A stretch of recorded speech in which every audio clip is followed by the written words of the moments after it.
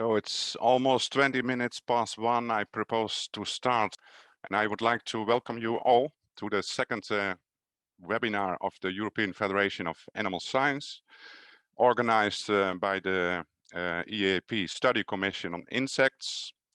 Today we have a large number of registered participants. We have 461 participants in the meeting, and this shows really the interest in the insect sector. My name is Teun Veldkamp, and I'm working at Wageningen Livestock Research, Wageningen, the Netherlands, and I'm also president of the EAAP Study Commission Insects. I would like to start with a brief introduction to the Study Commission Insects, so what we are doing, what we are organizing, etc. And yeah, I would first of all welcome all of you on behalf of the EAAP Study Commission Insects, but also this webinar is organized in cooperation with the EFRA European project Pro-Insect. So welcome to all of you. The Insect Study Commission is the European specific network on insects as food, feed, food and non-food. And we are dealing with different topics in the study commission, and I have summed a lot of topics here: biomass, a substrate for insect rearing, nutritional requirements of insects, insect production, different processing methods of insect products, feeding value of insects and insect-derived products in animal feed, functional properties of insect products in animal feed, market applications, regulatory issues, consumer acceptance, environmental and socio-economic sustainability. So this is everything which is important for the insect chain. The activities of the study commission, each year we are preparing the draft scientific program for the annual EAAP meeting. We are selecting the themes to be included in the program, review of the received abstracts, and also establishing chairs for the different sessions. We have two working groups in the commission. One working group is focusing on standardization and the other working group on nutrition. We are also in charge of dissemination of the activities of the Insect Study Commission. And yeah, one of the items we have today is a webinar, but also workshops are organized. And another task of the Insect Study Commission is the managing of the insect website. And the URL is mentioned here. This is an interesting website for all of you if you would like to know more about the insect sector. We have the latest news published here on the website. We have events, and also for your information, we are collect, and we try this to do every 3 months to give you an update on the latest scientific publications. And we started with this activity in 2017. So on the website, you can see all available literature related to insects on this website. We have the EAAP annual meeting this year in Davos, Switzerland, and it's organized from August 30 to September 3rd. We have, during the annual meeting, we have 3 team sessions, 1 full day project session and 1 working group session. And in total, we have received, for the insects, we have received 78 abstracts, which are currently under review. We have 57, of which 57 orals and 21 posters. And the topics we have this year is 1 session on the regulatory framework and advances in genetics and genomics of farmed insects, a session on sustainability assessments of insects as food and feed in a circular economy, insects as feed and bioremediation tool, And we have a full day project session this year on a project also granted by the EU, Sustainable Insect Chain, in which the latest results of the different work packages in this project will be presented. And there is also a working group session on standardization and terminology. We switch to the program. So far the introduction to the study commission insects, and now we switch to the program. For today, we have a list of excellent speakers: Christophe Derrien, Laura Gasco, Sergio Angeli, Aman Paul, and Daniel Murta. We have we will start right after this introduction with the presentation of Christophe, and then we have 3 presentations before the coffee break. We have a 15 minutes coffee break at 3, and then we continue with 2 presentations of Aman and Daniel. At the end, we have a general discussion during half an hour. I have some organizational issues. All presentations are pre-recorded, so the presentations will be started. And after each presentation, we have a Q&A. I think I have seen the pre-recorded presentations, and I think we have time for 1 or 2 questions. So the presenter will then come on stage to answer, to pick up 1 or 2 questions from the chat box, and they will give answers to the questions. So a request to you, please raise your questions in the chat box, and please turn your video and microphone off during the webinar. After the seminar, a questionnaire will be distributed among participants, and we also would like to mention already our next EAAP webinar, which is organized on May 11th. So save the date. The title is not yet been determined. And I think this is in my last slide.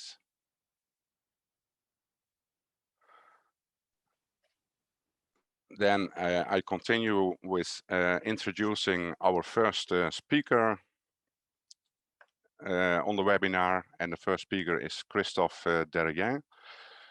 Christophe is Secretary General of the International Platform of Insects for Food and Feed.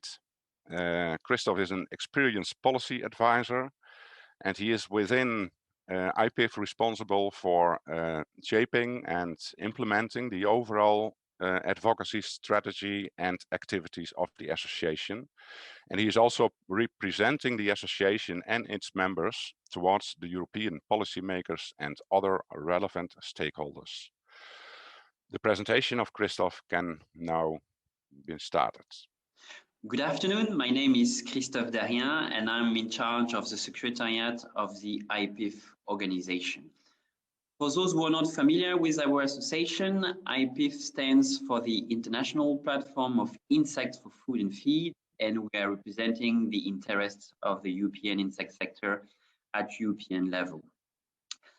Before starting, I would like to thank the organizers of this webinar for inviting us to speak again in order to give you a short overview about where our sector stands, the latest developments, and what are the next forecasts, projections as to the development of the European insect sector.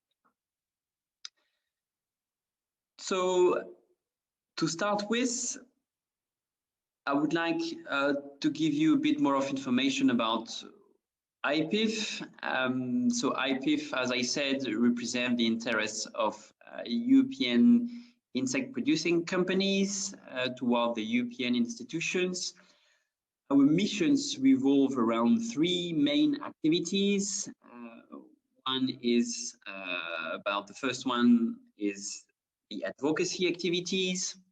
So as other EU trade organizations present in Brussels, Our core mission is to advocate, defend the interests of our members, and more concretely, we are aiming at opening new markets for our producers, and we are also actively involved in the development of EU standards for insect food and feed producers.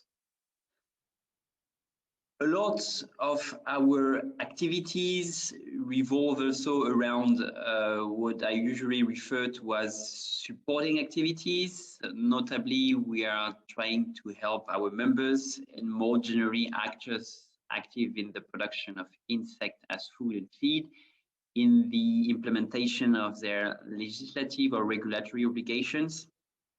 Notably, in this context, we have developed a guide on good hygiene practices. Last but not least, we are also actively promoting and raising awareness about the benefits of insect production activities and of insect products as food and feed, ranging from the organization of conferences, webinars, to social media campaigns or petition papers. About our members, so 75 members, as I said, and among those, we mostly represent companies active in the sector. Most of our companies are located in Europe. We are today present in 15 EU countries. And among our members and among our companies active in insect production, we have operators producing insects and insect production for food, and actors producing insect products for feed. Our membership also comprises a significant number of academic members. So those actors are notably active in the development of research activities, which are particularly relevant for our sector. And those are also supporting our work in relation to backing our policy positions with solid scientific arguments whenever we have to defend those policy positions toward the European institutions or other EU stakeholders in Brussels. Besides our company members, academic members, we also have the so-called observer members. So those actors are also companies who are active in the insect value chain, but who are not directly involved in the production of insects. A typical example is those companies who are active in the manufacturing of machines, equipments, for insect production. In a few words, where do we come from and where are we heading at? So on these slides, you can see those different milestones which have marked the IPIF history, if I may put it this way, even if as that might not look like a surprise to you, we are a quite young organization. As the sector is to some extent. So the association was originally created in 2012 by 5 pioneering companies. Our association was then formally established in 2015 as the EU umbrella organization for the insect sector.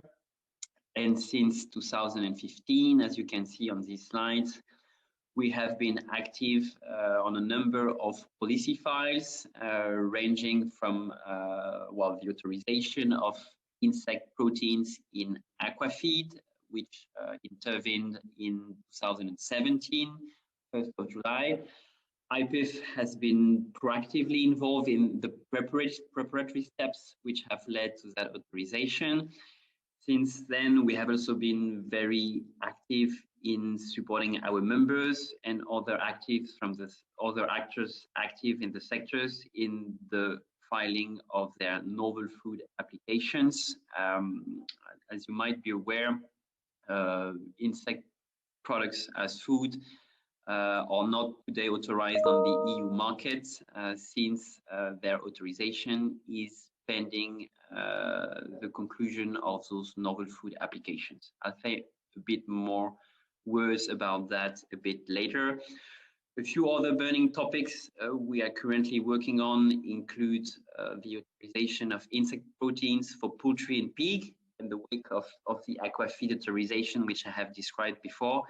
And we are also active on developing and contributing to developing EU standards for insect frass.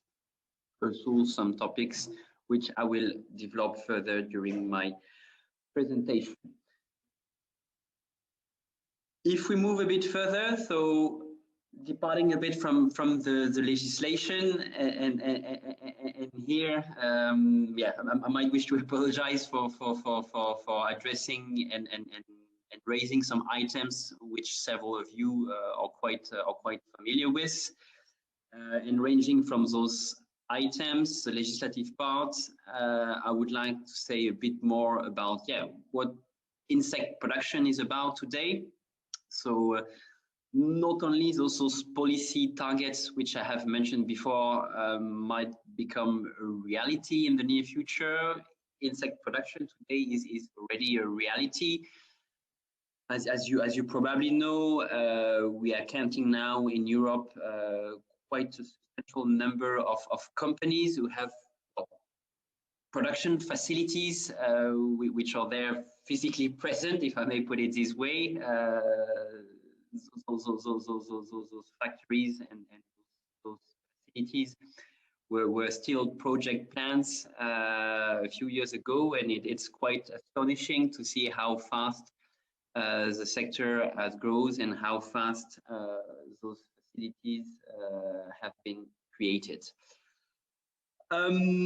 If we have a closer look at what kind of facilities and companies we're talking about here, obviously, as I said, the sector has grown quite fastly and exponentially over the last years. However, as you probably know, the insect sector is not today, at least not today, composed of multinationals or very big actors. Our members, for instance, are still, in the majority of cases, small and medium-sized enterprises. However, an interesting feature here is that since the beginning of that sector, and the majority, if I look at our membership, the majority of our members were created back at the beginning of the last decade or around 2015, we see here that quite a lot of cash has been invested into the sector. So we are today talking about 1 billion euros, and we are expecting 2 billion euros to be invested in the sector by 2025.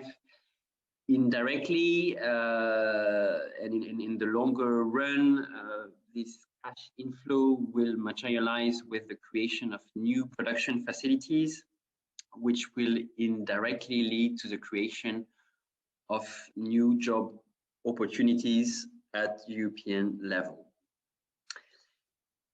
If we narrow down a bit our scope and departing a bit from a pure macroeconomic perspective, I think it's also interesting to mention that contrary to what is sometimes being said, we are not only representing startup companies who were created a couple of years ago amongst our members, and the sector in Europe in general is also composed of companies who have been present and who have been using insects for a couple of years and couple of decades in the case of a few.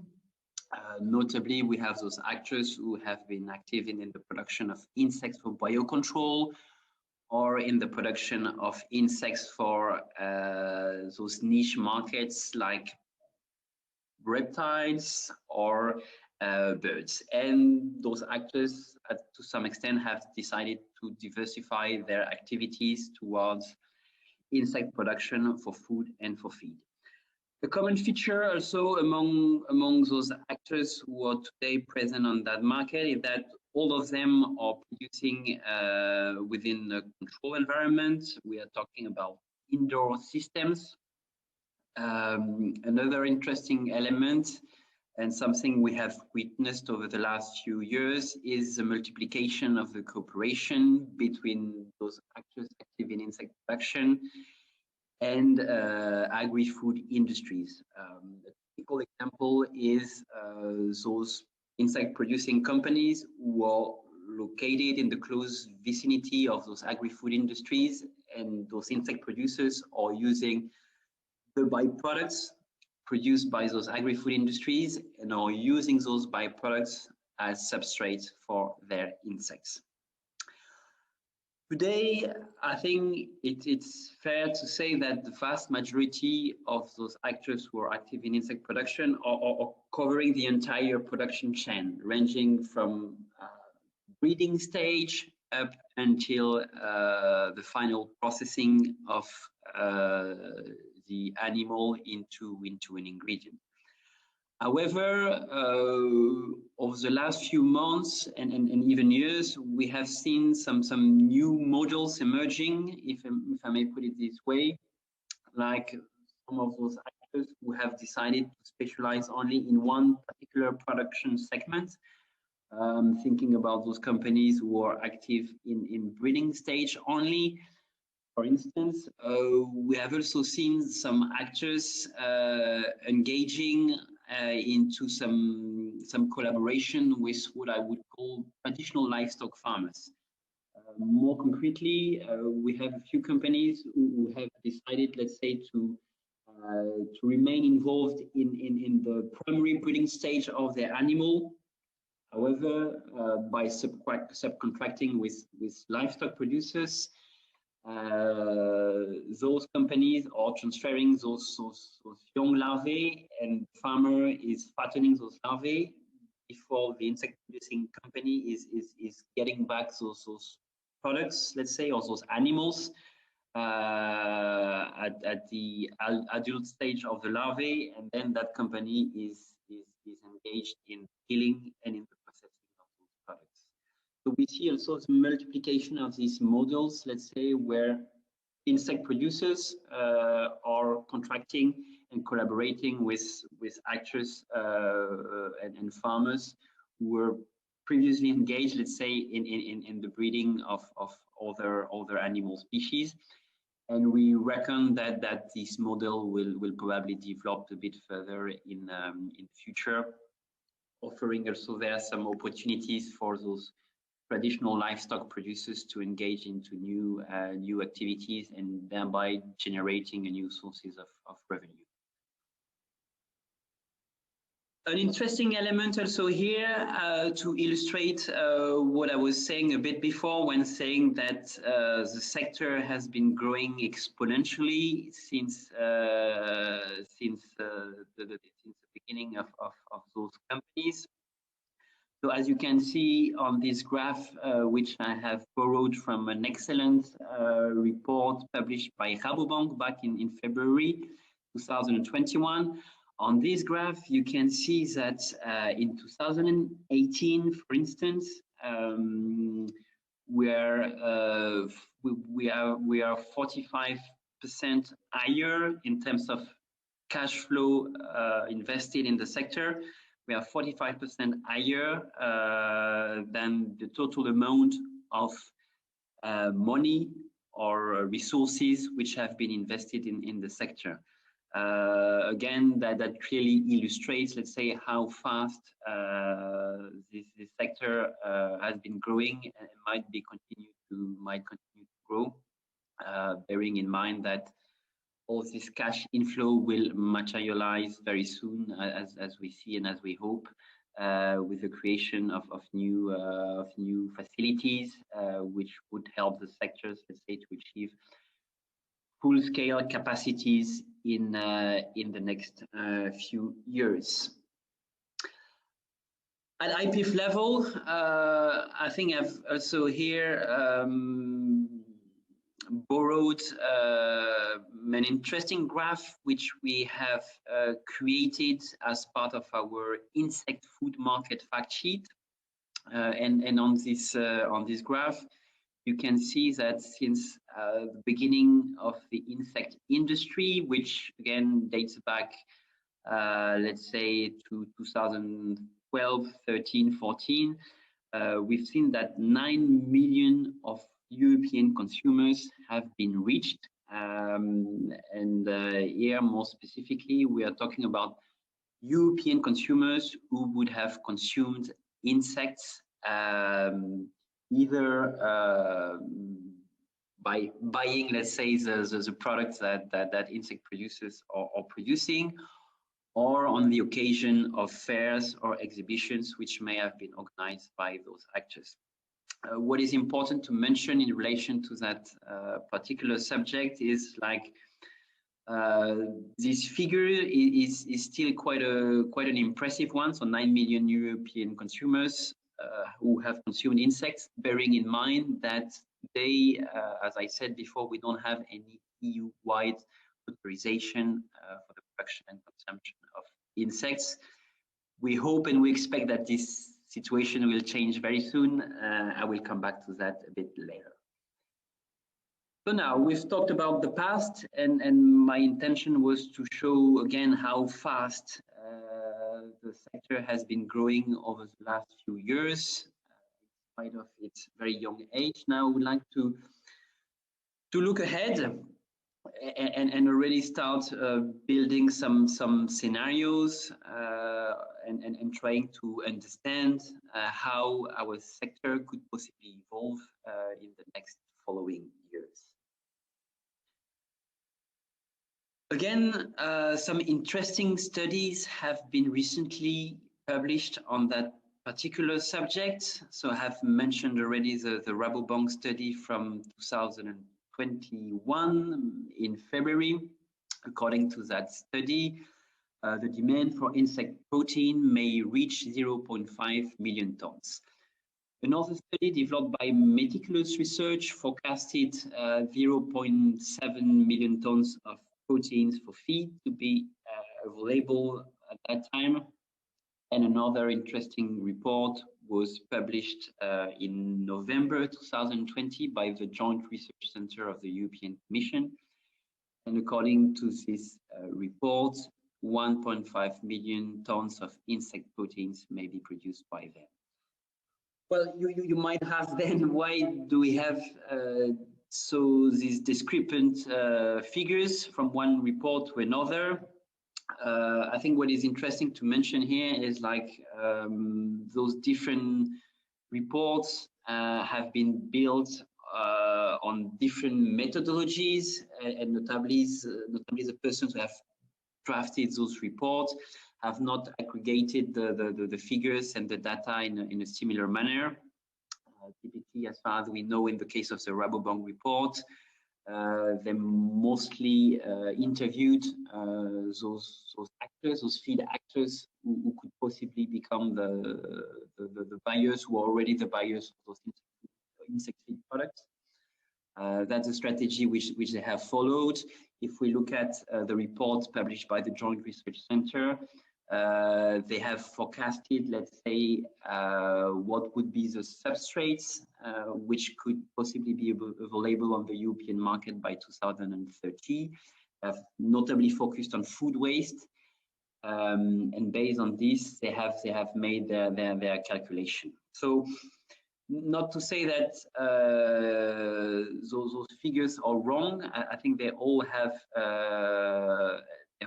their value. But maybe something that might be missing in those reports is, let's say, the connection between those figures that they have aggregated and the regulatory scenarios, EU regulatory scenarios, in which and through which those quantities could materialize.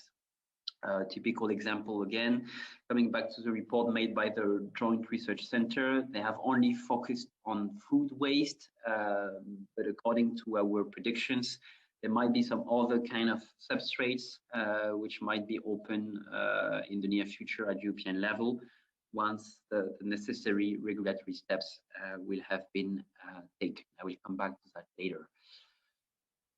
Some important factors influencing the pace of the industry, which have again been highlighted by Rabobank in its report from February. So beside the legislation, the marketing strategies followed by actors, the research and development, and the capital inflow, are critical factors which will, let's say, determine how fast the sector might grow in the near future. Now, narrowing down our scope to one specific element on which we are very active on, as I mentioned in the introduction, is the legislative part.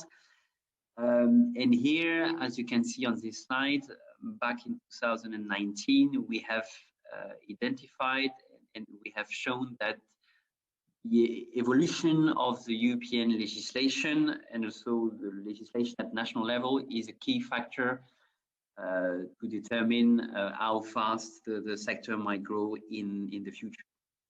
Something to mention here also is that sometimes newspapers, reports may have this tendency to depict the legislation as a limiting factor, whereas as we see it from IPIF, we rather see the legislation and the regulatory framework as an opportunity for insect producers to develop and to flourish. The reason I'm saying this is like, what we have noticed is that one of, at least from what our members are telling us, one of the main reasons the sector hasn't necessarily evolved as much or as rapidly, let's say, as what sometimes has been expected, is due to the fact that those actors are lacking a bit of regulatory certainty.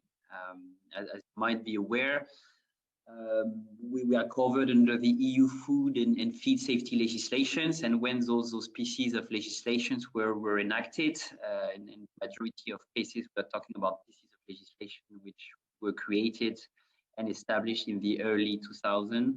In insect production, let's say, what was not necessarily a topic that EU policymakers had under their radar, and so we had, and we still have today, regulatory frameworks which are not necessarily tailored to the specificity of production. So here, a lot of our work has to do with trying to updating, amending those existing pieces of legislation to make sure that we would have harmonized standards which would specifically apply to insect products as food and as feed, and we reckon that if this work and if these efforts could materialize in the next few years, that would definitely be a big boost for the development of the insect sector. I'll say a bit more about that at the end of my presentation. Talking about forecasts, also on our side at IPIF level, we based on this market study which I have mentioned before, we estimate that by 2030, 260,000 tons of insect proteins may be available for food consumption. In that particular case, that figure has been built assuming that the EU novel food authorizations and the EU market will be open to insect food products very soon, meaning in the next few months and years. Besides the food market, we are also currently developing and finalizing a market fact sheet for insect feed products. Unfortunately, since the document is still in its finalization stage, there's not that much that I can share at this stage about the main findings, but what I can already tell you is that this document again will highlight those factors which we have previously addressed: regulatory landscape, capacity to upscale, R&D developments, and consumer readiness in particular. But what we have, the forecast we have made based on the information which we have collected through our members, so actors active in insect feed production, we reckon that by the end of the decade, aquaculture may surpass the pet food market. Bearing in mind that today, according to our calculations and our figures, the insect feed products which are available on the EU market are mostly going to pet food. And in relation to this, again, coming back to the regulatory scenarios I was presenting before, we reckon that the authorization of insect proteins for poultry and pig feed will play a key role in unlocking those opportunities for insect producers to unleash their potential and to achieve, let's say, full capacities in the next decade. The opening of this market will also notably play a key role in developing some niche markets like for organic poultry, pig farming, or juvenile feed. Now you might say, yeah, insect proteins and in feed for pig and poultry, when is it going to happen? For those who are familiar with our slides, you know that we have been highlighting that subject a number of times. This constitutes one of our policy targets since the beginning of our organization. And that was back in 2016. Now we are in 2021, and well, where are we there, you might say? Well, here I think we are confident to say that these products might soon be authorized on the European market, based on the latest discussion that were held between the European Commission and EU member states. We hope that the EU member states might vote on the European Commission regulatory proposal in the next few days, actually. And once that vote will have been made, and we are really optimistic based on the previous discussions that were held that this vote will be positive. Once this vote has taken place, according to EU applicable procedures, we believe that these authorizations could become effective as from September or October 2021. So it's really about, we're really talking about tomorrow here. Leaving aside the end applications, which you can see on the right part of that slide, as IPIF, also since the beginning of our organizations, we have also been looking at the possibilities, let's say, to enlarge those feed materials, those substrates which you could feed your insects with. As you might be aware, insects being considered as farmed animals under EU law, the restrictions for feeding pigs, poultry, animals, notably, those restrictions also apply to insect producers. More concretely, today you can only feed your animals with substrates of vegetable origin or with former foodstuffs of vegetable origins, or which would contain dairy and eggs products. Whereas on the other hand, you are not in a position to use former foodstuffs containing meat and fish, catering waste, slaughterhouse products, or obviously not animal manure. That's it from my side. So thank you very much for your attention. I'm obviously at your disposal should you have questions, and I wish you a pleasant and fruitful discussion this afternoon. Thank you.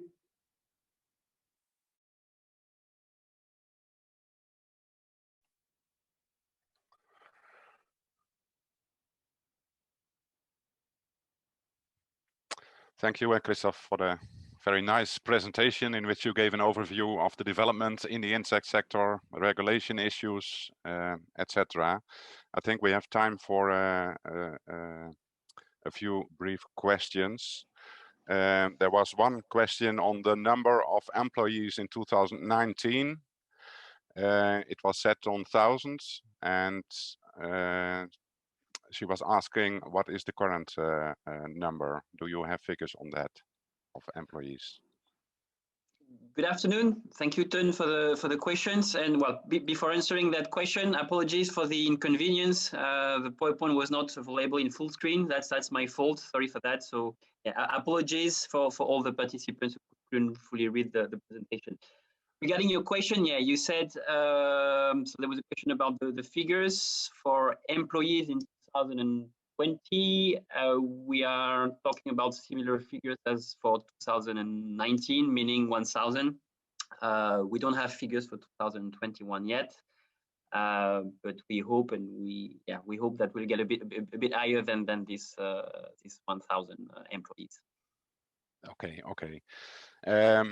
I think it's already 2 o'clock. Yeah. So we save the other question for the general discussion at the end. Yeah. And in the meantime, if anyone has questions, please put your question in the Q&A box.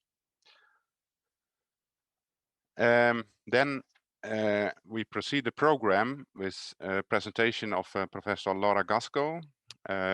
Laura is a research scientist and full professor at the Department of Agricultural, Forest and Food Science of the University of Torino in Italy. Professor Gasco has over 25 years of experience in aquaculture, rabbit and poultry. In particular, the research is focused on breeding, nutrition and product quality.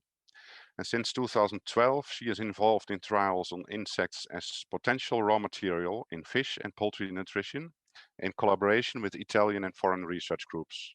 In the period from 2015 to 2021, she has published 73 papers in peer-reviewed journals, focusing on the use of insect meals and fats as feed in animal species, such as poultry, fish, rabbits, and piglets. And she wrote 4 book chapters on insect topics. She is Vice President of the Insect Commission of the European Federation of Animal Science, and she coordinates the Animal Science and Production Association Commission on the use of innovative protein sources in animal feeds. And she's coordinating the University of Torino's research group, Insects for Feed. Please start the presentation of Laura.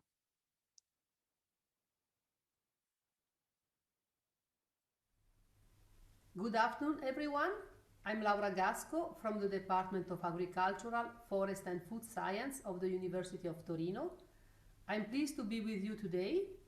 I would like to thank the European Federation of Animal Science that invites me.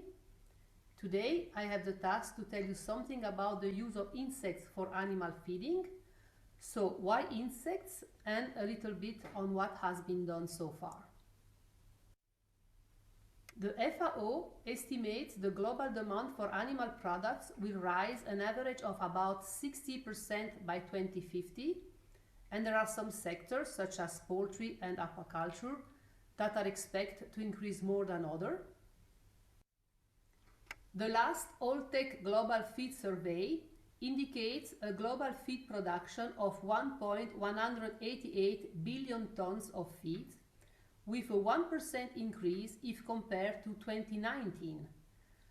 The feed sectors has seen a constant increase in the last years and is expected to further expand with an increasing demand for food products. Setting an average of 15% of crude protein in feeds, 1.188 billion tons of feeds led to about 180 million tons of protein. Proteins can be of plant or animal origin. Considering plant proteins, soybean meal is likely the most used in animal feed, while considering animal proteins, fish meal is well known as one of the most optimal protein sources because of its high crude protein content and its optimal supply of essential amino acids. However, we face a limited availability of natural resources, and conventional protein sources are more and more charged to be not sustainable anymore. The cost of soybean meal and fish meal has dramatically increased over the years, and the feed costs account for about 60 to 70% of the production cost, and further increases are hardly sustainable. Which are the reasons for such situation? Well, considering soybean meal, we know that land is limited. Fish meal from natural resources has reached the maximum possible production. And we also face an increasing food, feed and fuel competition for natural resources. And considering European community, we also face a huge protein deficit, as it is well known that we import about the 70% of protein we use in feeds. So clearly, the protein to be included in animal feeds are an issue, and with the increasing global demand for animal products that is expected due to the growth of the world population, we have to find alternatives. Insects are claimed to be one of the most promising animal protein alternatives. Why insects? First, because of their high nutritional value. On a dry matter basis, protein is the main component of insects, followed by fat. The relative amount of protein can vary from one species to another, with crude protein content ranging from 23 to 76%. The crude protein content and the amino acid profile are highly affected by the species. And of course, the crude protein content is affected by the process. In fact, if you apply a defattening process to a whole insect, you can obtain an insect-derived product with a very valuable crude protein content. Of course, it has to be remembered that all processes applied to insect products, so drying, defattening, can have an impact on the bioavailability of nutrients.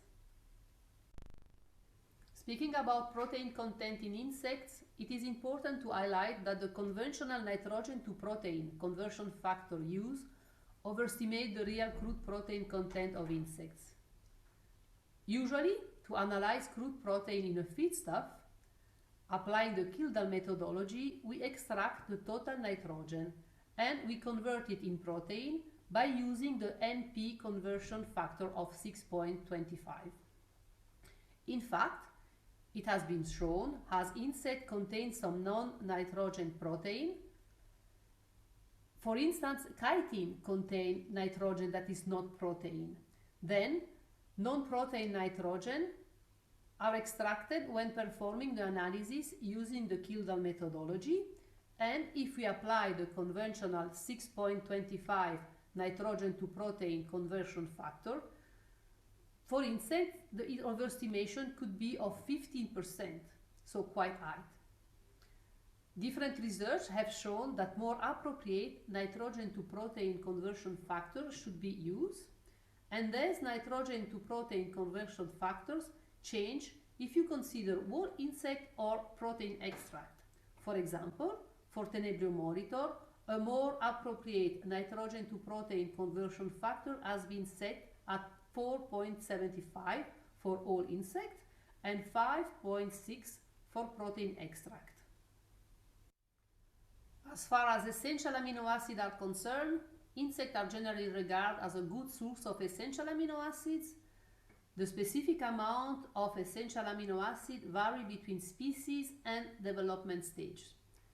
Generally speaking, insects compare well to traditional protein sources used in animal feed, such as soybean meal or fish meal. Insects are also rich in fat. Results of analysis performed on different insect species show that fat content can range from 7 to 77% on dry matter. Of course, the fat content is affected by the insect species, and it has been shown how the behavior of the insect is related to its fat and to its crude protein content. For instance, jumping insects such as cricket or grasshopper require muscle to jump, and they used to have a higher content of protein than lipids. Fly insects, such as the black-shouldered fly or the Musca domestica, used to have a high lipid content because these insects require a high amount of energy to fly, and the fat is stored during the larva stage. Crawling insects, such as Tenebrio molitor, have a similar amount of fat and crude protein. Of course, the content is affected by the stages you are considering and by the substrate. The substrate also dramatically influences the fatty acid profile of the insects. The high amount of fat in insect meal compared to fish meal or soybean meal suggests that it may be necessary to remove at least some of the fat before use in animal feed. In general, insects contain a range of saturated and monounsaturated fatty acid and also polyunsaturated fatty acid similar to that of other animal species. The most represented saturated fatty acid is palmitic acid, with the exception of the black-shouldered fly that is very rich in lauric acid. Lauric acid in the black-shouldered fly can represent the 40% of the total fatty acid. Concerning monounsaturated fatty acid, the oleic acid is the most represented in insects.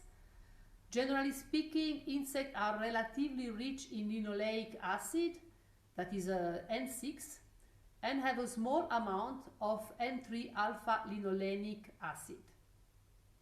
Considering the content of long-chain polyunsaturated fatty acid, there is little evidence to suggest that insects can synthesize the longer chain N3 polyunsaturated fatty acid, such as eicosapentaenoic and docosahexaenoic acid, associated with oily fish. And this could be a problem for animal nutrition. However, not only the total fat content, but also the fatty acid profile can be manipulated through the diet, and there are already some research showing how it is possible to increase the long-chain polyunsaturated fatty acid content in insects through the diet. Insects are also a good source of mineral and vitamins. Once again, the composition varies across species and it depends on the feed provided. Insects can provide significant amounts of calcium, magnesium, manganese, phosphorus, selenium, and also iron and zinc. As far as vitamins are concerned, insect contains high level of B2, B5, but are lacking of vitamin A, vitamin C, vitamin B3, B1, and vitamin D. Vitamin B12 depends on the insect species. For instance, Tenebrio molitor is a good source of B12, while some other insects are a little bit deficient. Finally, fibers. Insects can contain up to 10% fiber, the most common form being chitin. It is not completely clear whether chitin can be considered a positive or a negative component. More and more research suggests positive properties for chitin, such as antioxidant, anti-cancer, anti-inflammatory properties, or the ability to stimulate the immune system or to modulate the microbiota. However, it has also been shown that chitin may have some anti-nutritional effects because it can bind various macromolecules, potentially making them inaccessible for digestion in the gut. It seems to be a question of level of chitin in the diet. Still answering to the question, why insect for animal feeding? Well, I would say because of the circular economy. Clearly, we cannot speak about insects without considering the circular economy that could be performed by them. Insects are powerful bioconverters of a wide range of organic substrate and have the great ability of converting these low-value substrate into high-value products such as protein, lipids, bioactive compounds, and frass.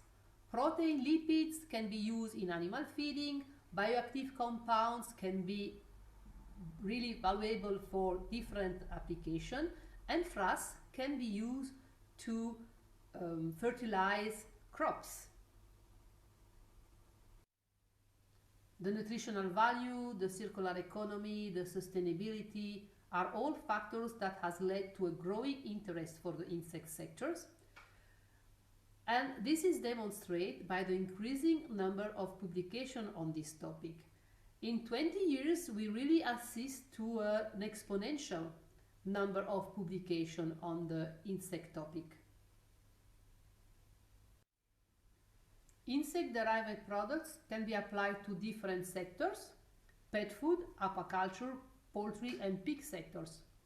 Clearly, among the amazing number of existing insect species, only few have been investigated for animal feeding purpose, and the most promising so far are the black soldier fly, Hermetia illucens, the housefly, Musca domestica, and the yellow mealworm, Tenebrium monitor. So, 2 flies and 1 coleopteran.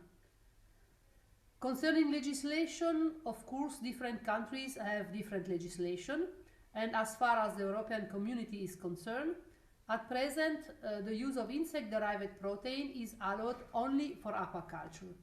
Until now, it is then not possible to use insect-derived proteins for poultry and pigs, even if these sectors have a huge potential. Concerning fat from insects, no restriction apply, while the use of live insects is subject to national regulation and it's allowed in some European member states.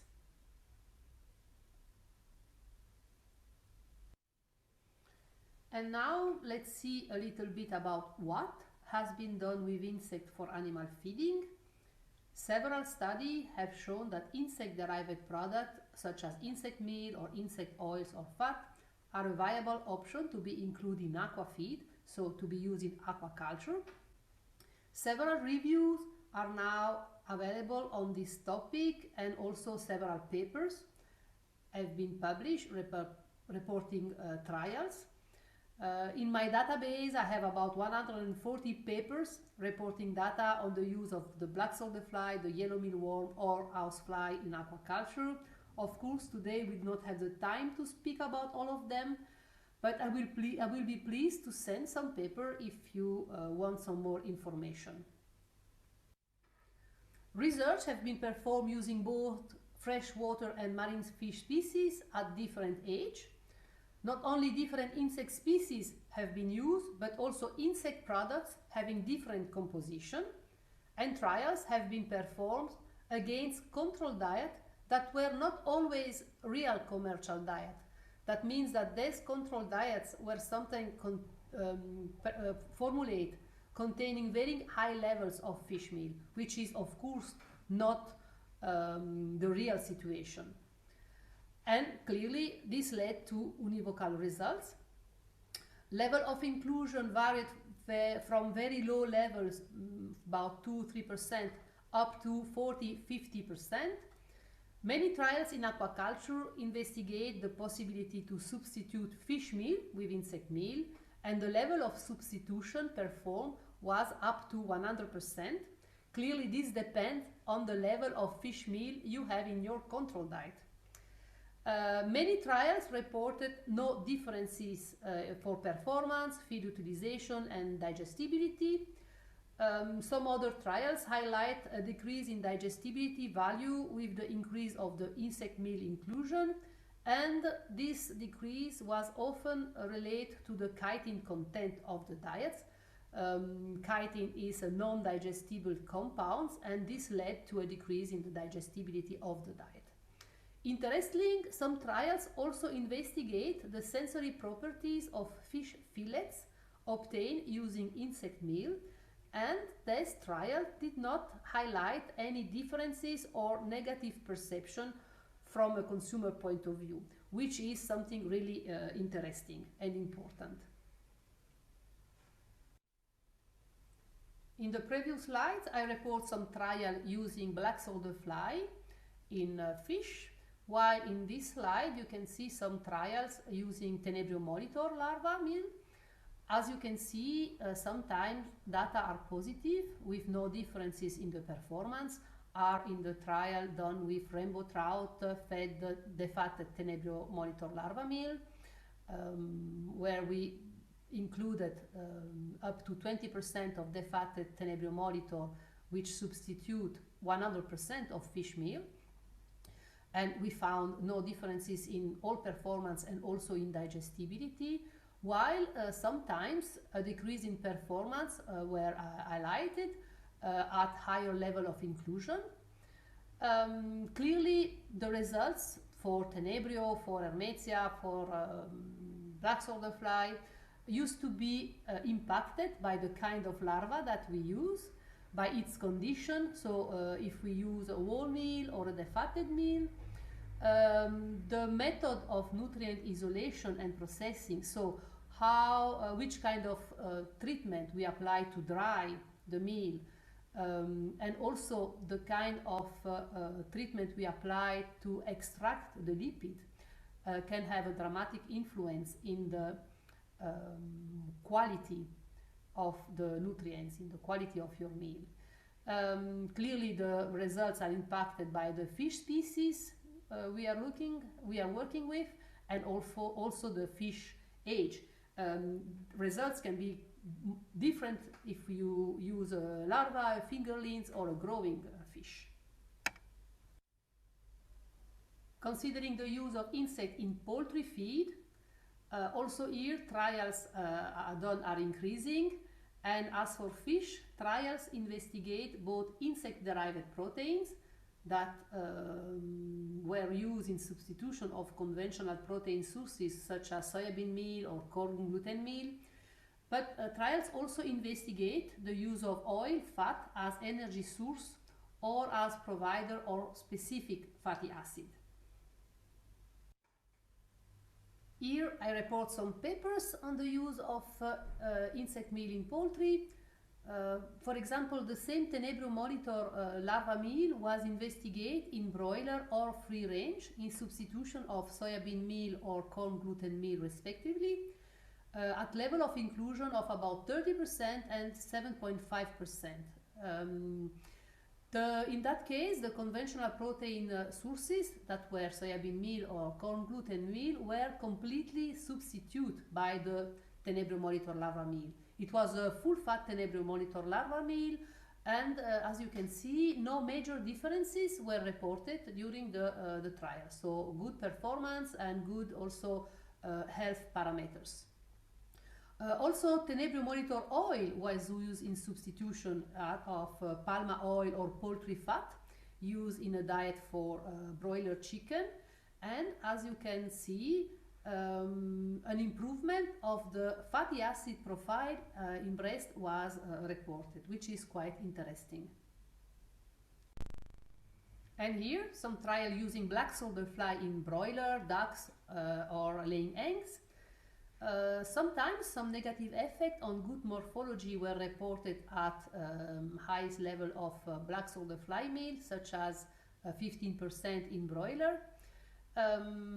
In the other hand, positive effects were shown for laying eggs, including black soldier fly meal at 7.3%.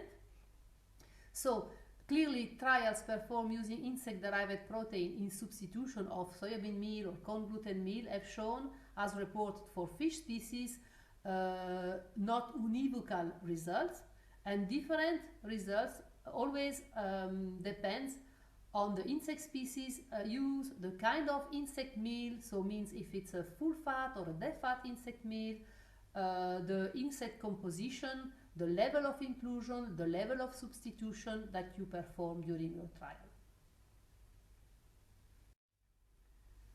Very interesting are the trials done using live insects. It is well known that live insects are a natural aliment for poultry, when foraging, and results of trial using live larvae show very promising data in terms of animal behavior and animal welfare. The provision of live larvae enable birds to express their natural behavior, increasing movements and decreasing aggressive behavior, such as feather picking. As far as the use of insects in pig nutrition is concerned, compared to fish or poultry sectors, we have a reduced number of studies. And in piglet diets, full soybean replacement with either full fat or partially defatted black soldier fly prey pupa show no differences in body weight gain or feed intake. Additionally, the inclusion of partially defatted black soldier fly meal up to 10% in the diet had no effects on weaned piglets. Another trial showing the inclusion up to 6% of full fat tenebro molitor meal in substitution of 20% of soybean meal and 88% of soybean oil result in a linear increase of the body weight gain, the feed intake, and the crude protein digestibility. So, as for fish and for poultry, the results are different, and this is clearly due to the different kind of insect meal that is used. There is still a very high variability in the insect meal. But not only fish, poultry, or pigs can be interested by the use of insect-derived products. Also rabbits. Of course, very little research has been conducted in rabbit feeding, and this mainly concerns the use of insect oil or insect fat. And the idea of using insect fat in rabbit nutrition was not only as a source of energy, but the main idea was to highlight the possible antimicrobial effect of specific fatty acid contained in insect oil. For example, in this research, we had a clear in vitro antimicrobial activities of the insect fat use, and we had an in vivo a positive impact on the gut microbiota of the rabbit that were fed with diets containing black soldier fly or yellow mealworm fats. The insect products, both insect-derived protein or insect fat on microbiota modulation, was of course also highlighted in fish, poultry, pig trials, and this is clearly a topic of growing interest. So, to conclude, take-home message: insects are a very promising alternative source of protein or other nutrients for farmed livestock and aquaculture species. If obtained using low-value substrate, they are also a more sustainable alternative to conventional feed ingredients. Of course, today I showed you only some research and did not enter in details, but results are not univocal. Bad performance usually are assigned to a deficiency of some nutrients when high levels of inclusion are performed. Usually best results are obtained using defatted meals. It is important to check the amino acid, the essential amino acid in the diet, and to include essential amino acid if some deficiency could be highlighted.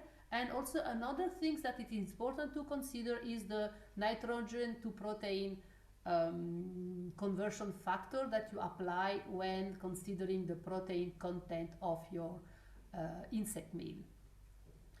As already said, results could be impacted by different factors such as the insect species, the insect meal quality, so how it was obtained, the kind of process, and of course the animal species we are working with. And that's all for me today. This is my email. Do not hesitate to write me if you want some more information. I will be pleased to send you all the articles or the info that you need. And I would like to thank you for your attention.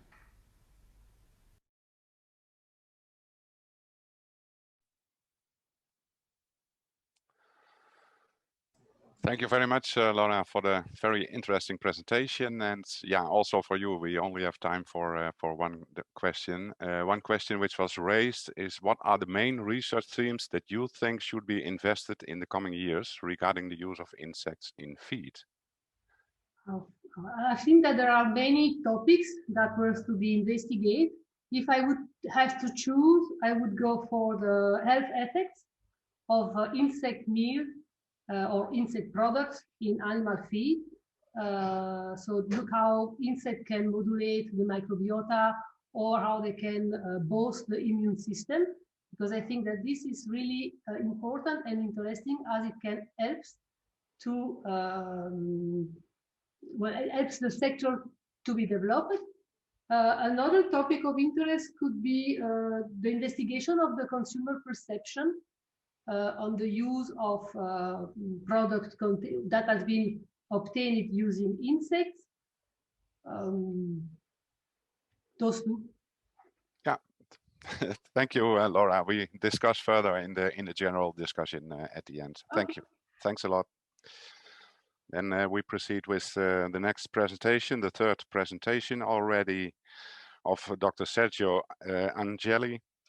Dr. Sergio Angeli is Assistant Professor of General and Applied Entomology since 2009 at the Free University of Bolzano in Italy. And in 2001, he obtained his PhD at the St. Anna's School of Advanced Studies of Pisa, with the dissertation Chemosensory Proteins, a new class of proteins involved in insects chemoreception. Dr. Angeli has a lot of international experience, and since June 2009, he is a tenured assistant professor at the Free University of Bolzano, the Faculty of Science and Technology, holding the teaching of general and applied entomology. The major interests of ongoing research of Sergio Angeli's group cover agricultural and forest entomology, ecological interactions between plants and insects, insect olfaction, electroantenography, semiochemicals, insect rearing, insects as feed and food, volatile organic compounds, sensory proteins, apiculture, and impact of pesticides. Please start the presentation of Sergio.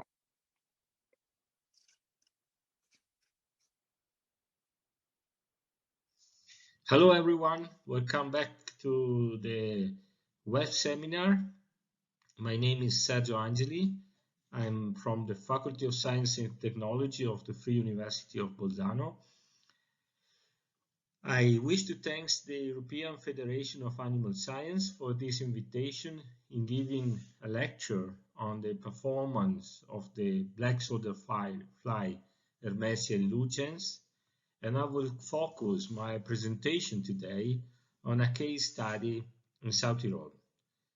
This is due to the fact that some years ago we got financed a European project of the FFS type, also thanks to South Tyrol, to investigate the possible use of this insect on the organic fraction of urban waste of this project.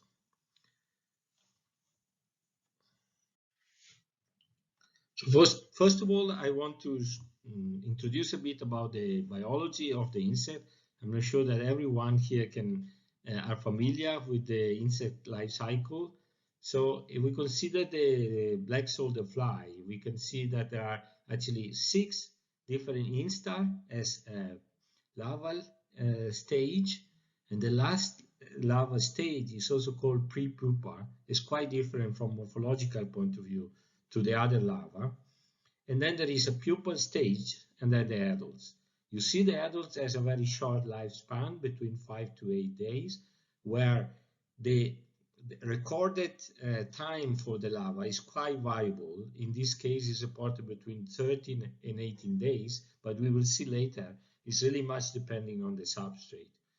The females can lay between 500 and 900 eggs. It is actually a tropical species, so the eggs are very vulnerable and it can deshydrate quite fast. And they will hatch approximately after 4 days from the time they are laid by the females. So Hermetian lucens belong to the order Diptera, to the family Stratiziomidae.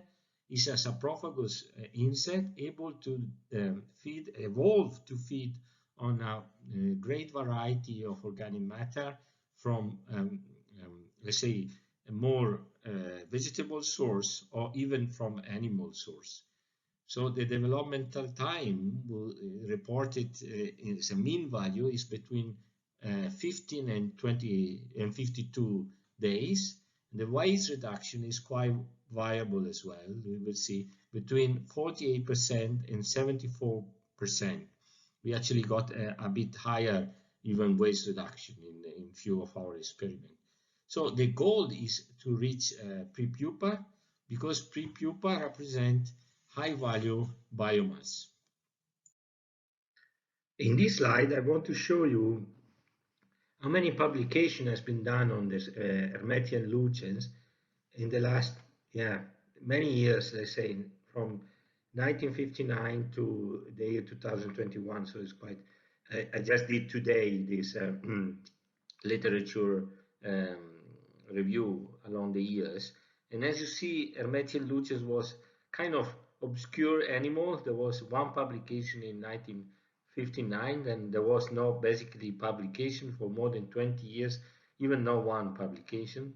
But then the insect became quite trendy, let's say, in science in 2015, 2016, when actually we also wrote our project application.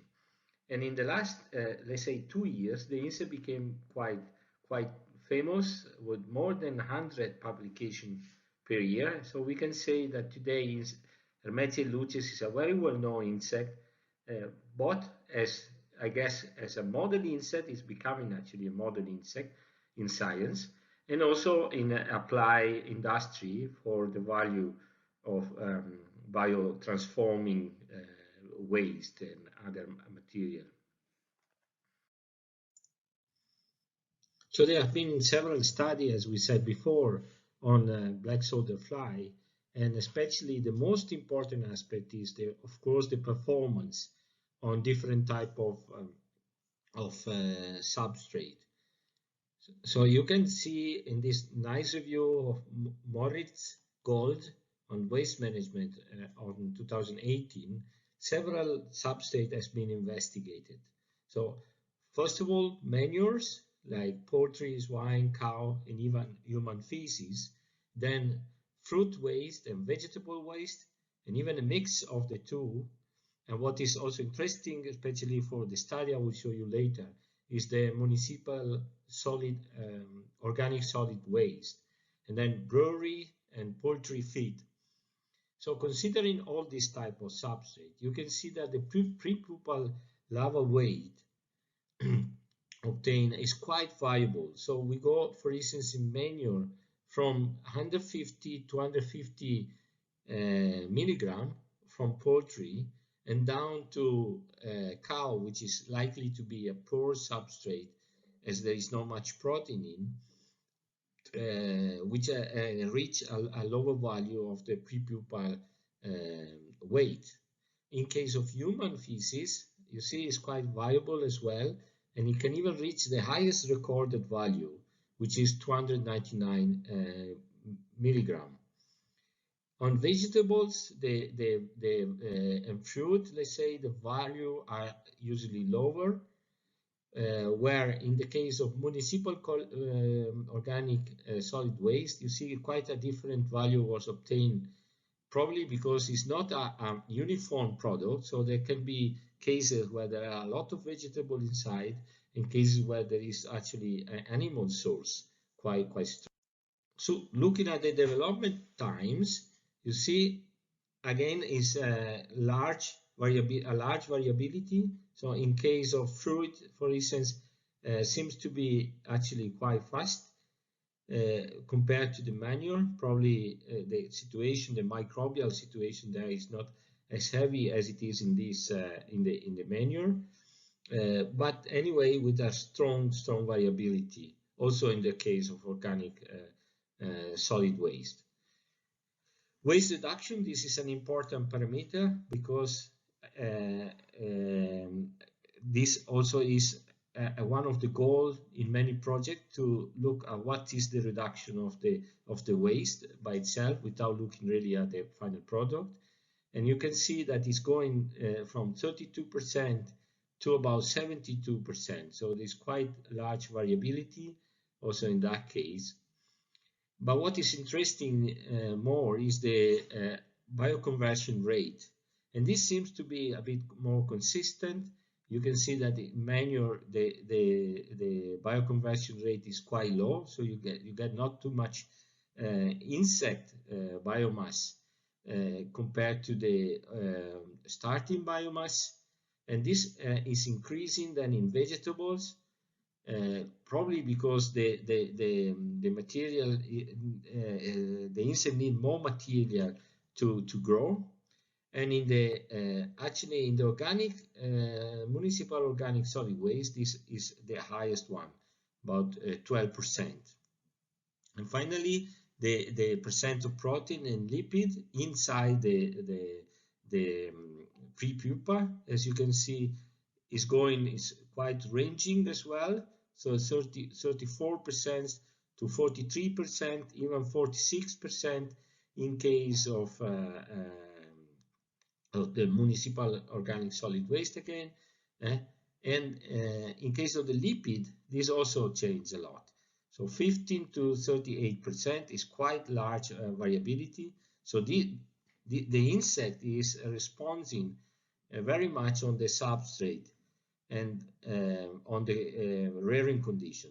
We also have to remember that it's not only the substrate that influence the final product, let's say, but also the temperature and the humidity and the larval density. So how many larvae per kilogram of biomass. There is another review, the report DICE result about insect performance, let's say on soldier fly. And I think this table here summarizes very well what is the performance of the insect on different type of substrates. So poultry feed is actually the one listed on top, and then dog food and so on down to the manure. And as you see, this list is made in order of the biomass conversion rate. So you see that the poultry feed is actually performing, giving the highest biomass conversion, almost 30%. And within this 30%, there is the highest protein conversion ratio. So 80% of the poultry feed is transformed in insect body. So that's quite a high performance. And then it is going down. Also, the material reduction, it is the highest one, 84%, they say 85% in the case of poultry feed, where it is going down in the other one. One parameter that I really like in this table, and I think is important also from entomological point of view, is the time that the pre-pupa, the time of the first pre-pupa coming into the substrate. Or the other is when you actually reach 50% of the pupa in the substrate. So here you see in the case of the poultry feed, as it is also in animal waste, the insect reach quite fast the pre-pupa. That means that the insect develop faster than in any other substrate. And this is also indicated by when you reach 50% of the pre-pupa. Also, looking at the pre-pupa weight, you can see that with the poultry feed, you can reach 250 milligram, which is the best within this list. So, well, also in animal waste, you reach a very similar value, but let's say in fruit and vegetable, it's already quite less weight of the pre-pupa. And also the survival rate is not as higher as it is in the case of the poultry feed or in the case of animal waste. Having focused before on the performance of the black soldier fly, I want now to go more in detail about the project that we started in 2016. The title of the project is Pro Insect, and his full title is Development of Insect-Based Feed Product for Livestock Production in Regional Cycle of South Tyrol. So in South Tyrol, the annual production of the organic fraction of municipal solid waste is about 5,000 tons per year. And this organic fraction is actually of quite a high value, as the system here in South Tyrol does not allow any kind of plastic or other material, even biodegradable bag, to enter this fraction. So it is considered within Italy one of the best organic fraction of municipal solid waste. So at the present, the organic fraction is actually collected in one place from many cities of the province, and then it is split in two fractions: a thin fraction for the production of biogas production, and then a coarse fraction, which is it actually was landfill disposed. As we know, this is not really the best solution, as the disposing the organic waste into the landfill would create a percolation effect during the life of the landfill, but also after the ending of the landfill, when let's say it is full, for another 15 days. So 15 years, sorry. So this has a high economic and environmental impact. So the project has been organized in three working packages, let's say three scientific working packages. The first one was more linked to strictly an entomological aspect, which is the performance of the insect rearing on the organic waste, a different condition, different temperature, different concentration, so that we will see in a moment the result of this part. Then in the work package 4, we autoclave the collected pre-pupa. We dry the pre-pupa and we mill the pre-pupa in order to obtain the insect floor. The reason why we autoclave is actually to avoid any kind of microbial problem with this kind of product, as it is coming from the organic waste somehow. And then we made a feed formulation, transforming the floor into insect pellet, to finally in the work package 5 perform some experiments on the broiler chicken in order to see if this product could be a suitable product for the rearing of the chicken.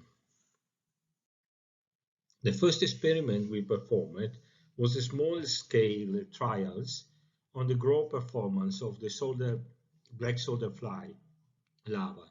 So we use actually two different substrates. One, the organic fraction, from the municipal waste, and the other one is the Grainsville housefly diet, which is considered to be like a controlled substrate. And then we consider these trials using 600 4-day-old larvae for each container and 6 replicate for each kind of experimental condition. And the experimental conditions were actually two temperatures, 27 and 31 centigrade degree. We also measure the temperature of the substrate. So because we know that the lava actually can increase the temperature of the substrate in the moment that the lava are growing, and we measure lava and prepupal weight at given intervals. The results of these small-scale trials are visible here in this graph. You can see here the day of development of the lava, considering from the time we started the experiment. So the 4 days lava, the 4 days should be added to this value.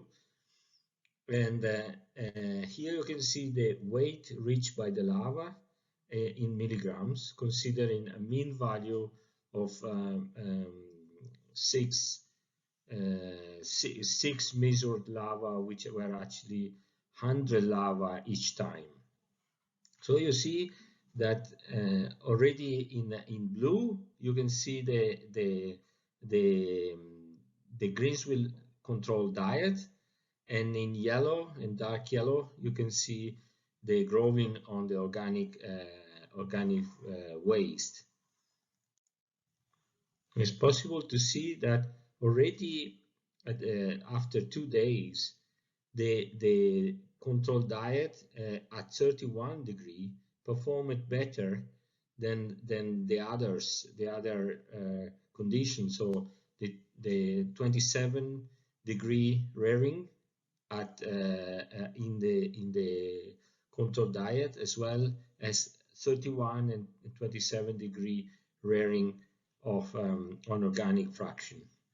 But then on the control diet, the lava actually grow much faster, also at 27 degree, reaching a similar value and the highest weight after 7 days. So we could say 11 days from the hatching time, where on the organic fraction the development was much lower and basically the same at 31 degree at 27 degree, but at the end the lava reached quite a similar value, let's say 160 or 170 milligram, as it is with the control diet. And also from the statistical point of view, there is no any more difference between the type of lava in the two types of diet. So we can say that in the organic fraction, the lava were growing a bit slowly than in the control diet, but still performing quite well. If we consider the prepupa instead of the lava, then we can see that the prepupa reached the highest weight or at the 14 days plus 4. So let's say 18 days after hatching, and basically there is a slight higher weight for the prepupa that come from the organic fraction than from the control diet. But this later on, collecting the prepupa every 2 days, we can see that the next batch of prepupa have quite a similar weight, not statistically different from the two type of diet. And as well, even a slight difference was found, but still quite similar in the weight of the prepupa coming after that. Every 2 days, these prepupa were collected and the weight was measured. So at the end, not much different was found between the two type of diet. Actually, at the beginning, it seems that the prepupa reached a higher value in case of the organic fraction. And even if we consider the effect of the temperature, well, there is a slight higher value for the highest temperature, so 31 degree, but not much different between the two type of temperature. What is quite different is the number of survival rate, let's say. So many prepupa were recorded, considering that at the beginning 600 larvae were added in every kilogram of the substrate. So in case of the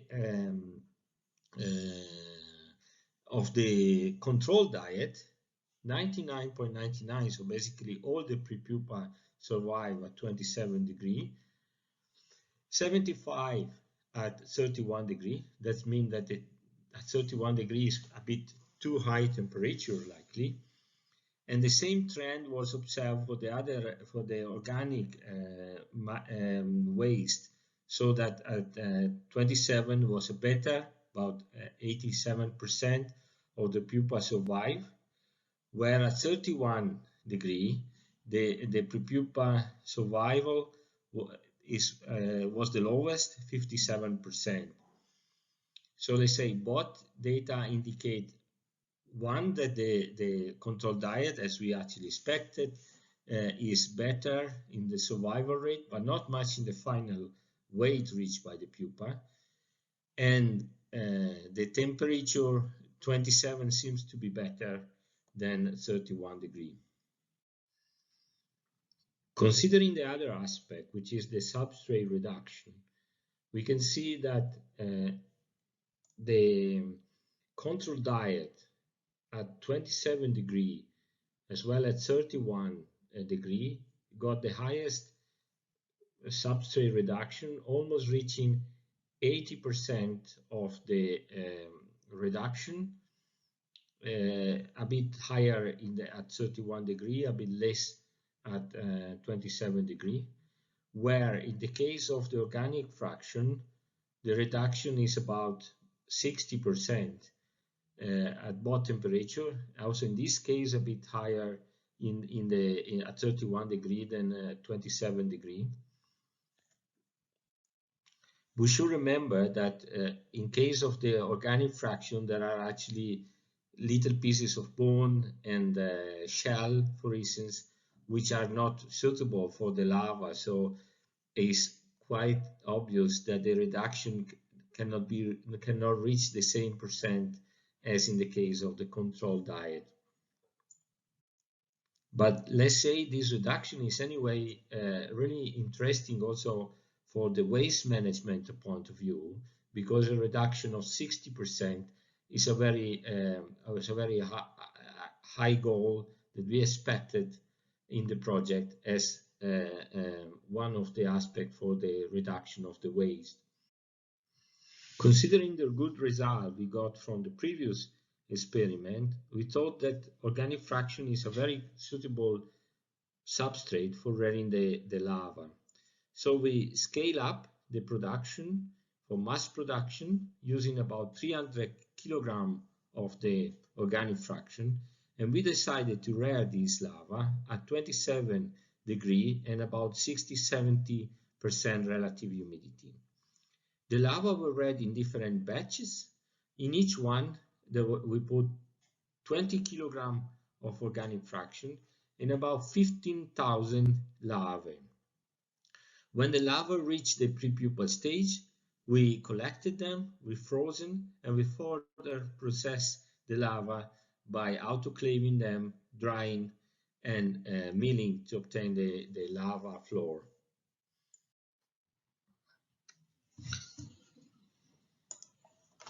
So here I want to show you a bit of an academic, let's say, curiosity, as we wanted to see if in the feed formulation by hot melt extrusion could actually give different property to the final pellet, and therefore we decided to mix the insect floor, so the Hermetia prepupa floor, together with corn floor at different percent. So after autoclaving, drying, and milling the insect floor, we made this hot melt extrusion to obtain the pellet. And here you can see the results of the appearance of these pellets, and also with the scanning electron microscopy, the microstructure of this. This result was published on Journal of Food Engineering. We are now at the last slide of the seminar, and I wish to summarize a little bit what I show you today. So apart from the bibliographic aspect on the experiment done by others on the performance of black soldier fly related to our project, we got, in our opinion, the best condition for rearing the insect is at 27 degrees, at least on the organic fraction of the municipal waste. And thanks to that, we got pellet extrusion system with the possibility to obtain 100% pellet with lava of a Metzelucci's floor. And now we are performing an experiment with 200 broiler chicken of two types, one fast growing and one slow growing chicken. And preliminary data, which are now processed, but I cannot show you, show that it is possible to replace 25% of soybean in the chicken feed, obtaining basically the same performance as the control chicken feed. So I wish to thank you very much for this seminar, and I'm available for any question.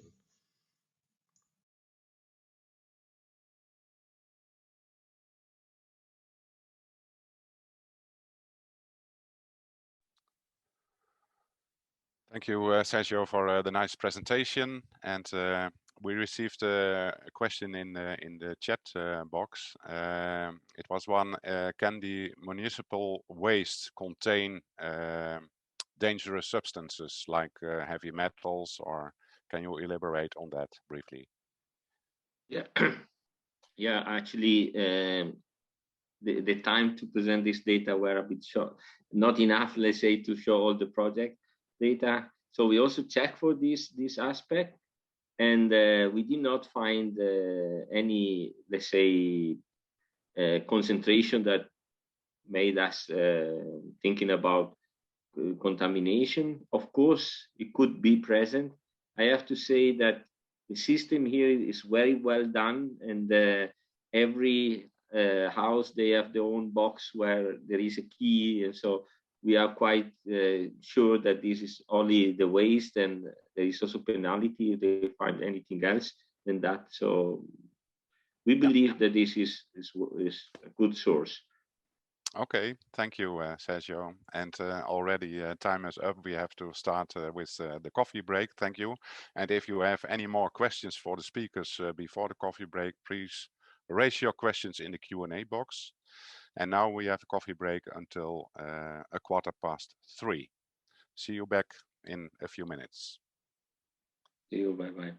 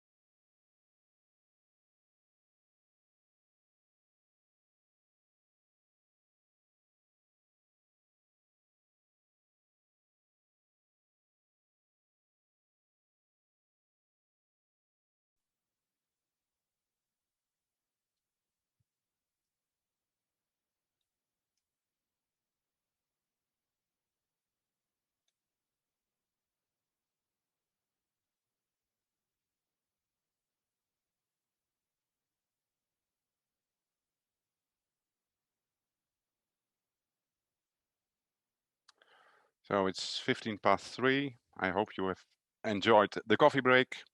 We continue the program of the webinar with a presentation of Dr. Aman Paul.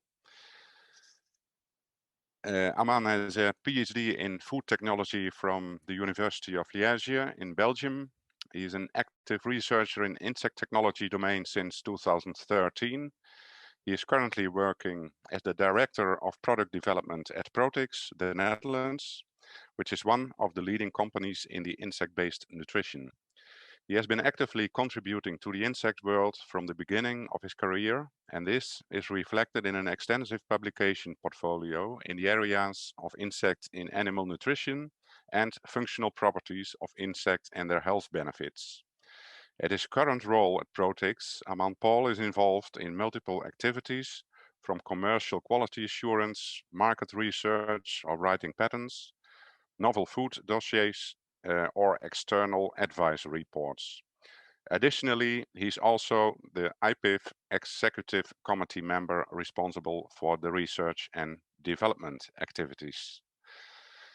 The presentation of Aman can be started.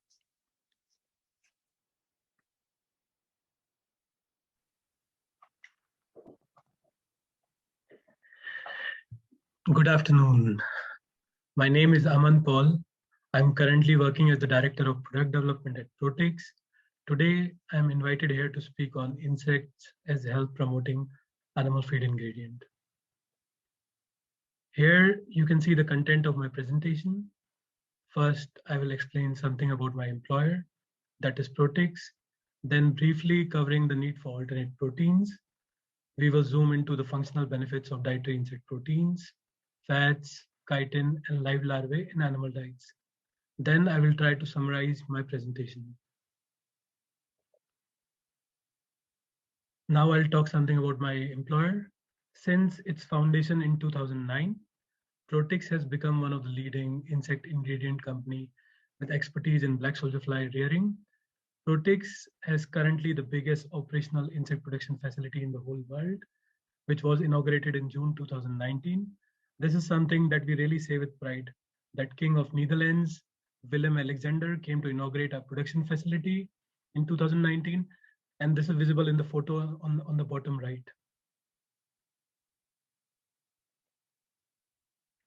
Next slide is about the need for alternate proteins in animal feed industry. The population of Earth is expected to touch 10 billions by 2050. This will increase the demand for animal proteins by 52% in next 30 years. The conventional sources of animal proteins that are commonly used in the feed industry are already associated with several environmental issues. The graph in the right basically indicates the kilograms of carbon dioxide emissions that are associated to produce per kg of animal proteins. In this graph, a comparison is also made between the human food grade product and the byproducts that are normally used in the animal feed industry. With such a high greenhouse gas impact, it makes very little sense to rely on the conventional sources of conventional animal proteins to meet the increasing future demand. And this really fuels the search for alternate proteins that could be successfully used in the animal feed formulations. Out of all the insect species that are being considered for animal feed, black soldier fly or Hermetia elucens larvae is unique. Basically due to its ability to grow on a wide range of organic side streams. In nature, these insects grow in extreme conditions. Hence, their body is equipped with genes that produce bioactive materials such as peptides, fatty acids, chitins, etc. that help to protect these larvae against pathogenic environments. For example, the microbial invasions. When these insects are basically fed to a host animal, these bioactive molecules can also benefit the host animal by improving their health. This slide basically indicates what exactly we do at Protix. We feed the BSF larvae with food industry byproducts. The harvested larvae are minced, thermally processed to reduce the microbial load. The pasteurized larvae meat, which we sell in the market by the brand name of Purex, is sold as protein source to the pet food industry. This pasteurized meat is also further separated into proteins, lipids, which are used as functional feed ingredients in pet food and animal feed industry. The digested material from insect is also sold as organic fertilizer for plant nutrition. We are also currently busy in the development of next generation insect-based feed ingredients. I will also provide a small glimpse of one such ingredient in my next slide. Coming to the next slide, I will basically share some latest insight regarding antimicrobial properties of insect proteins. There is already some literature regarding the presence of antimicrobial peptides in black soldier fly larvae. Some researchers have also characterized the in vitro and in vivo antimicrobial activity of insect peptides against selective pathogens. There are also reports indicating that inclusion of BSF protein meal improves the gut health of weaning piglet. However, pet food is currently the biggest market for insect proteins. However, there is no literature that evaluates the antimicrobial activity of insect proteins using models that are relevant for pet food industry. Keeping this in mind, as a part of PPS project, Food and Bio-Based Research Group from Wageningen University and Research conducted in vitro experiments to evaluate the antimicrobial activity of insect proteins against Clostridium perfringens. Clostridium perfringens is also a major pathogen in dogs and cats. During this research, BSF protein meal variants, BSF chitin, and mealworm proteins were first digested using the InfoGest model, which basically simulates the digestive system of dogs and cats. Then the digests were incubated with Clostridium perfringens for 24 hours to see the inhibition effect. Here you can see in this graph, which I present here, that both the BSF protein variants exhibited very strong anti-Clostridium perfringens activity that was significantly better when compared to control as well as mealworm proteins. This research is basically now submitted for publication and is currently in the peer review process. In this slide, I will discuss about the immune response modulation properties of insect proteins. There is already a paper that shows the immune response modulation effect of dietary black proteins in dogs. However, the exact molecular phenomena behind this effect has not been discussed till now. The photo in the slide basically indicates the inflammatory damage in dogs and cats as a result of neutrophil response. When a pathogenic bacteria enters the body of the pet, neutrophil basically, which are the white blood cells, rush to the site of infestation and initiate the defense via three mechanisms.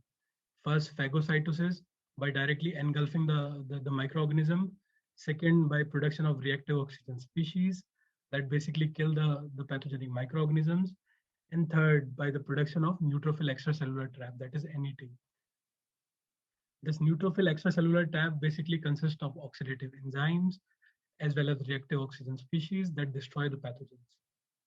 This activity of neutrophil is extremely important for the defense of host animals.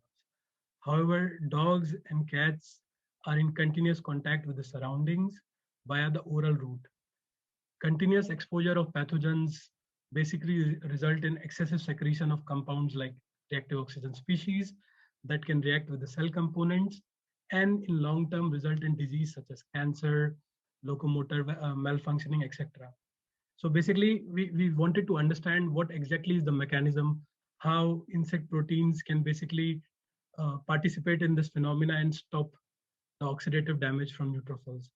In order to understand this, we actually conducted a study where we evaluated the antioxidant activity of insect proteins using the classical radical scavenging approach, where DPPH assay was used. Secondly, via the cellular approach, using the neutrophil response measurement. Thirdly, via the enzymatic approach, where we used myeloperoxidase model. Here in this research, the commercial chicken meal and fish meal were basically used as industrial benchmarks. First, on the top graph, I show the results of DPPH assay, which is one of the most commonly used antioxidant measurement assay that is used in the food and feed industry.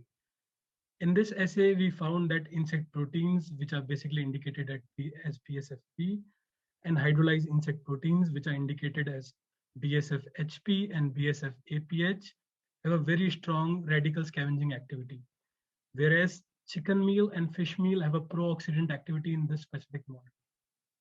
In the second model, basically using the neutrophil response assay, we again found that insect proteins derivative have a very strong reactive oxygen species scavenging activity, whereas at final concentration, chicken meal and fish meal have mild to no activity.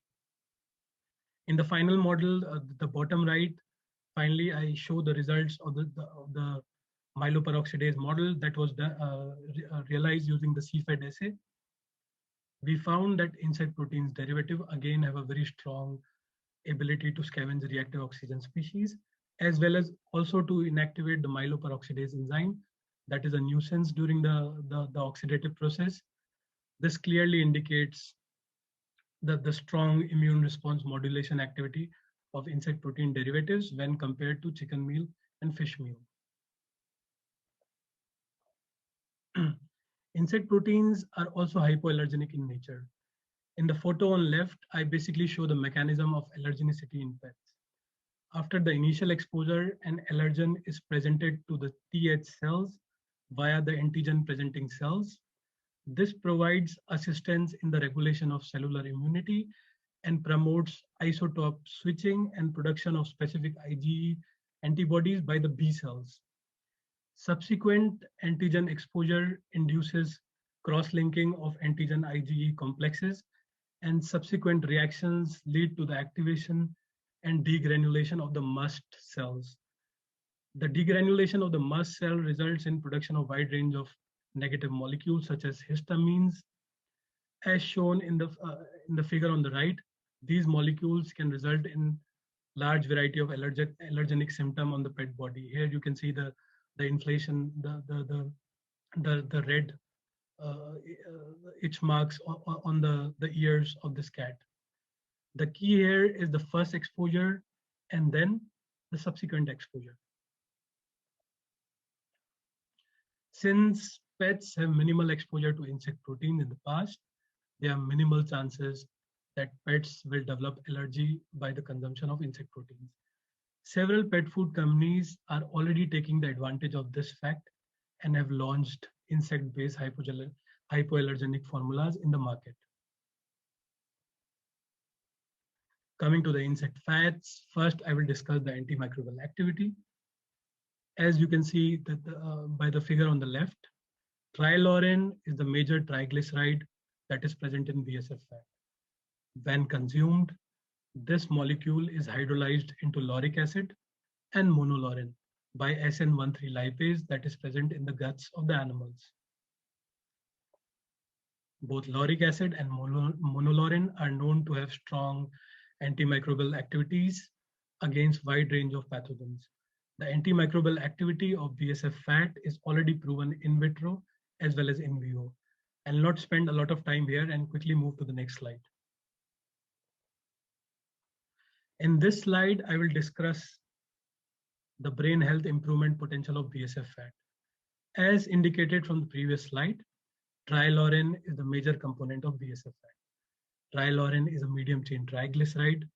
The photo in left indicates the digestion and the transportation of medium chain and long chain triglyceride in monogastric animals. The long chain triglycerides are first hydrolyzed into native fatty acids and transported via chylomicrons to peripheral tissues. A part of these fatty acids is basically deposited as fat in the tissues, whereas the remainder is used for the production of energy. Whereas in case of medium chain triglycerides, they are hydrolyzed into medium chain fatty acids and are then directly used for energy production. Therefore, consumption of medium chain triglycerides could provide instant energy to the brain, and feeding oils that are rich in medium chain triglycerides would help in improving the cognitive abilities of the pets. There are already some research papers that have proved the in vivo brain health improvement potential of medium chain triglycerides. Hence, feeding BSF fat that contains medium chain triglycerides could improve the health of the aging dogs and cats. Now I will discuss the bioactive properties of insect chitin. There is already some literature indicating that feeding BSF proteins could change the intestinal microbiota of fishes. There is also literature, the paper on the far right, that indicates that inclusion of chitin in the diets of fishes could improve the bacterial composition of the guts. This paper also indicates that dietary chitin could increase the counts of the beneficial lactic acid bacteria in the fish guts. And now I'll briefly discuss the findings of Huben et al. 2019. Huben basically confirmed that feeding BSF meal that contains chitin to rainbow trouts could improve the diversity of the bacterial colonies in distal intestines. This was also visible at phyla, order, as well as genus level. Authors also mention an increase in the count of beneficial lactic acid bacteria. They indicated that results possibly arise due to the presence of chitin in BSF. Finally, I will discuss something about the health and the behavior enhancement in poultry feed, in poultry that is fed with live larvae. Feeding live larvae to poultry could result in large variety of benefits, including reduced feather damage, improvement in leg health, reduction in the fearfulness of the poultry, and reduced aggressive feather pecking behavior. If you need more information about these activities, I propose you to please try to read the papers that are indicated in the slide below. Here, I provide a summary of the health promoting properties of BSF-based feed ingredients. Feeding animals with BSF ingredients could have advantages in terms of antimicrobial activity, immune response modulation, hypoallergenicity, brain health improvement, and behavioral response modulation. Furthermore, if you have any questions about my slides, either you can ask me now, or you can also connect me on LinkedIn, or you can write me an email. I would be happy to answer your question. Thanks. Have a nice day.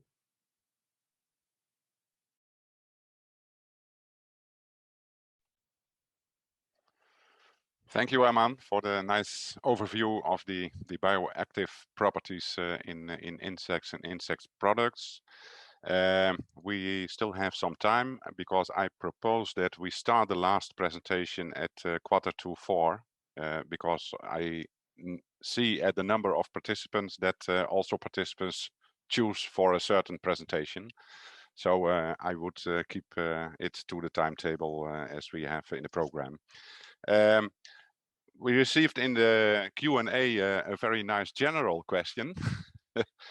And someone who is just curious, what triggered you to start working in the insect industry? Because you started with a solid food chemistry background. Can you elaborate on that? What triggers you to join the insect business? Thanks for the question. Very interesting. Well, basically, I started my first professional assignment with a big multinational food company in 2010, based in India. At that time, wheat flour was one of the main ingredients in our recipe. Wheat flour always have some insect eggs, and our company was basically adding no pesticides at all. And hence, whenever the climate was suitable, hot and humid, the eggs hatched. And we have all those insect larvae crawling around. And India is basically a vegetarian country. So seeing insect larvae in their food was really kind of extreme. So what we were doing is we were rejecting tons and tons of wheat flour every day. During that time, I always questioned myself, are insects really bad in the diet, or they add some kind of high quality nutrients in the diet? I was really motivated by this topic in 2010, but probably at that time it was quite early. And then, yeah, motivated by the team, I decided to do a PhD on this topic in 2013. And here we are discussing on the theme. Yeah. You keep it out of the food and proceed with insects for other for useful applications. Let's say that. Yeah. We have also in the Q&A box. In the meantime, if you have questions for Aman, please raise your questions in the Q&A. We also had a question on this one was directed to Laura, but maybe we can discuss it here. The conversion factor for calculating the true protein of insects. I need to use the factor n times 4.75. Is that correct or not? Well, here I am. Well, it depends on the insect that you use, because it will depend if you are using Tenebro monitor or Metzia, the N to P coefficient will change. I don't know which insect you are looking at. If you are looking at it was not mentioned. Monitor, yes. If you are looking at all insects, around 4.75 would be correct for nearly all the insects, from 4.7 to 4.8. If you are looking at the protein concentrate, so it will be higher, so around 5.6, more or less. Yeah. And there was also another question, is maybe also one for Laura, but also for Aman. Is there research interest on antimicrobial peptides from insects included in the insect meal and then used as animal feed? So I think maybe it's meant here also, is it possible to isolate antimicrobial peptides from insects and use this as a feed additive, or should you include it as a real insect product? Yeah, both solutions could be very interesting, I think. Well, the easiest is to use insect meal, then insect meal will bring some antimicrobial peptides properties, and antimicrobial peptides could help to increase the resistance against disease in animals, for instance. And of course, you can also extract antimicrobial peptide and then add them or use them for many purposes. But I think that the easiest way is to exploit the antimicrobial peptide that are in insect meal and to see the benefits of this. Yeah. I don't know, Aman? Well, I think, Laura, thanks for the answer. I think that is quite complete. I'll just add a small thing there. So I think late last year, there was a paper from a Korean university, and it was about something like challenging the feed by adding some kind of pathogens. And then what they found was insects actually developed some kind of molecules that have antimicrobial activities against selective pathogens.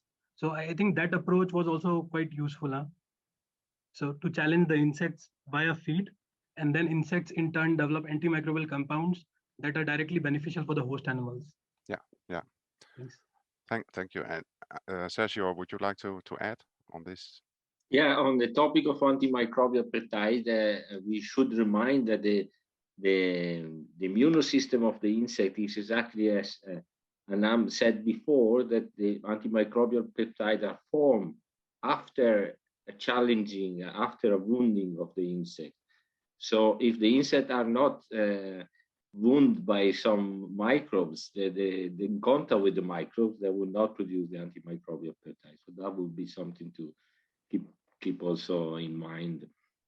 But I would say in the substrates we use, you always have microbial activity. So yeah. Can we conclude that we always have antimicrobial peptides in the insect products? It is quite possible. A lot of researchers are confirming this. Yeah.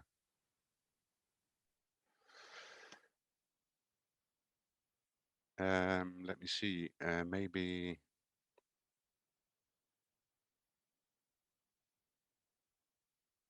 Yeah, here is another one regarding nutritional characteristics and performance in aquaculture. Which species has the most potential to substitute fish meal according to your expectations? Is it black soldier fly meal or Tenebrio molitor? That's one for Laura, I think. Well, I would say both. They have different characteristics. Hermetia illucens is richer in methionine, in lysine, in histidine, in calcium, if compared to Tenebrio monitor. Tenebrio monitor has a different fatty acid profile. Well, they could both fit. It depends on the product that you have. They are both valuable. They have a nice amino acid profile, both, and a nice protein content. I would say that Tenebrio monitor, the extract of Tenebrio monitor could be a little bit richer in protein than the extract of Tenebrio monitor, but still, both are interesting. Yeah, the black soldier fly a little bit more protein than Tenebrio. No, Tenebrio. Yeah, Tenebrio. A bit Yeah, more okay. protein than Hermetia. Yeah. Right. Yeah, yeah. Let me see. I'm scrolling here the Q&A box. Yeah, this was not really in a Q&A, but maybe also for Sergio, you already, and also for Christophe, you already presented a lot of substrates you can use to grow the insects. And from a legislative point of view, we have seen in the schedule of Christophe that not all the substrates are allowed yet. What should be your recommendation to focus on first? So now we only have the GMP plus or secure feed certified substrates we can use. What should be the first step also for affecting, for example, legislative decisions in the future? We should, I think, do many experiments on the possible risk of this by trying many kind of substrate. And I believe that one is also mycotoxin, a possible risk. But I think the barrier of insect, it has been shown already that this seems not to be the case, but we should maybe investigate a bit more on that. And then I think, yeah, many bioproducts can be studied and included in this. But I would say we could also reach the case of urban solid waste, the organic fraction of urban solid waste. I would not say, because at the end it's the same food that we are using for our meals.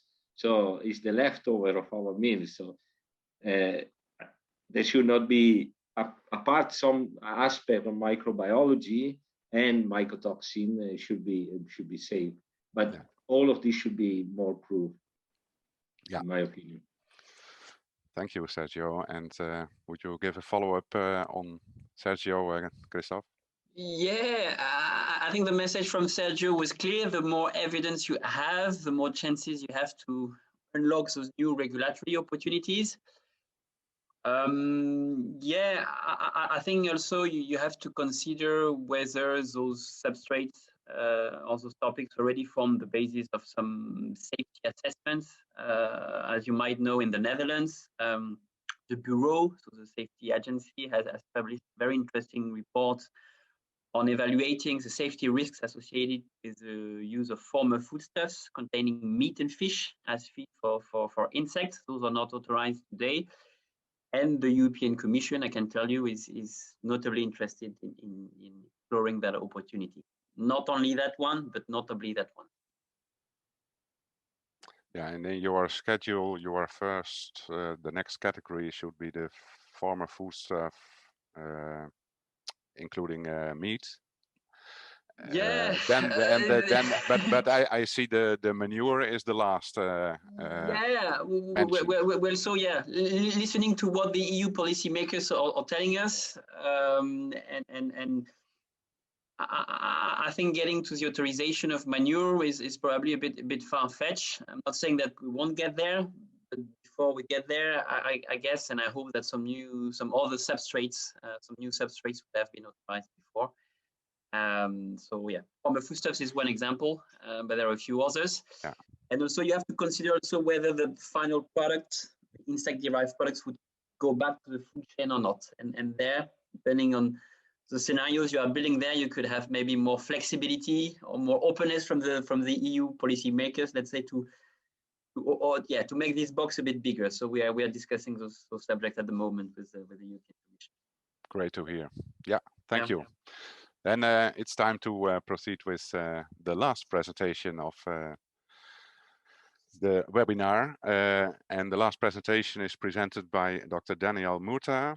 Daniel completed his master's degree in veterinary medicine in 2009 and his PhD in veterinary science in 2014, being an assistant professor of physiology and animal reproduction at the Faculty of Veterinary Medicine of the Universidade Lusofona since then.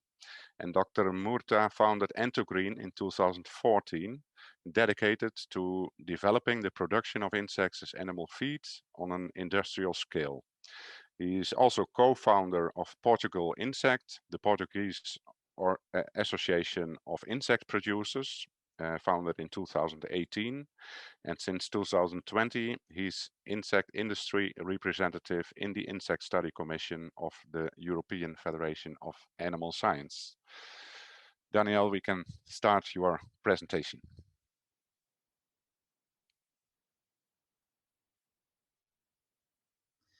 Good afternoon, everyone. I'm Daniel Murta from Entogreen, Portugal. And first of all, would like to thank to the organization for the opportunity to be here and to present some of our experience and the challenges that we have faced in the last few years while trying to upscale the insect production and what we expect to face while doing so by building our first full-scale unit in Portugal. First of all, why should we think about producing insects? For me, it was a sustainability factor, because insects are a tool to increase sustainability in the agri-food sector. But in my personal perspective, it was also the challenge of innovation, the opportunity to make a difference. And as when I started, I was a PhD student, it was the creation of a new research line. But most of everything, it was an opportunity to create a business, to start a new road in my life. But for us, the insects, it's not something that we are producing. The insects is a tool that can transform our lives into zero waste way of life. But to tell you our experience, we have to start from the beginning. And because everything starts at home, so our story starts also. Well, although Entogreen is mainly dedicated to black soldier fly production, when I started in 2011, I have done it so with the Navy monitor. I have tried to start my colony with my brother in his basement. We were able to have a good production. We started to produce insects for food. We tried several approaches, but then we had the first challenges. And in 2015, I met Rui, and with him, black soldier fly. The strategy then started to change a little bit, because we had a different approach, more regarding sustainability, like a bioremediation tool, while I was thinking about the nutritional value of insects. We joined forces and ideas, and Entogreen started with a new plan. And for start, why not trying to raise black soldier fly in Rui balcony with a very, very low-tech solution, but we have achieved the first objectives. Well, starting a colony can be really hard, but it's not the main challenge.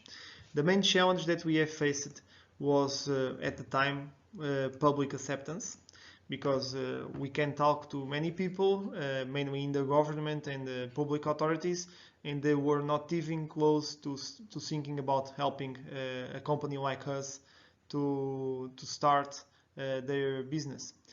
Colony stabilization was also a challenge, because we can produce insects at small scale, but maintaining even at a small scale of production steady, it's not quite easy.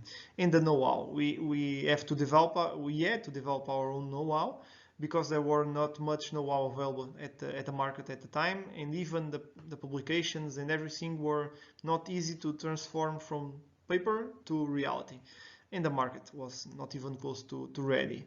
The legal framework, although today it's much better, at least in Portugal, it was quite a challenge at the time, and we had the opportunity to work with the Portuguese public authorities towards the development, or at least to the improvement of the Portuguese legal framework back in 2018 with the publication of a good practice manual. Then we were able to change the law regarding the comparison between insects and other livestock insects. So we had a lot of work doing doing this, but it was worth.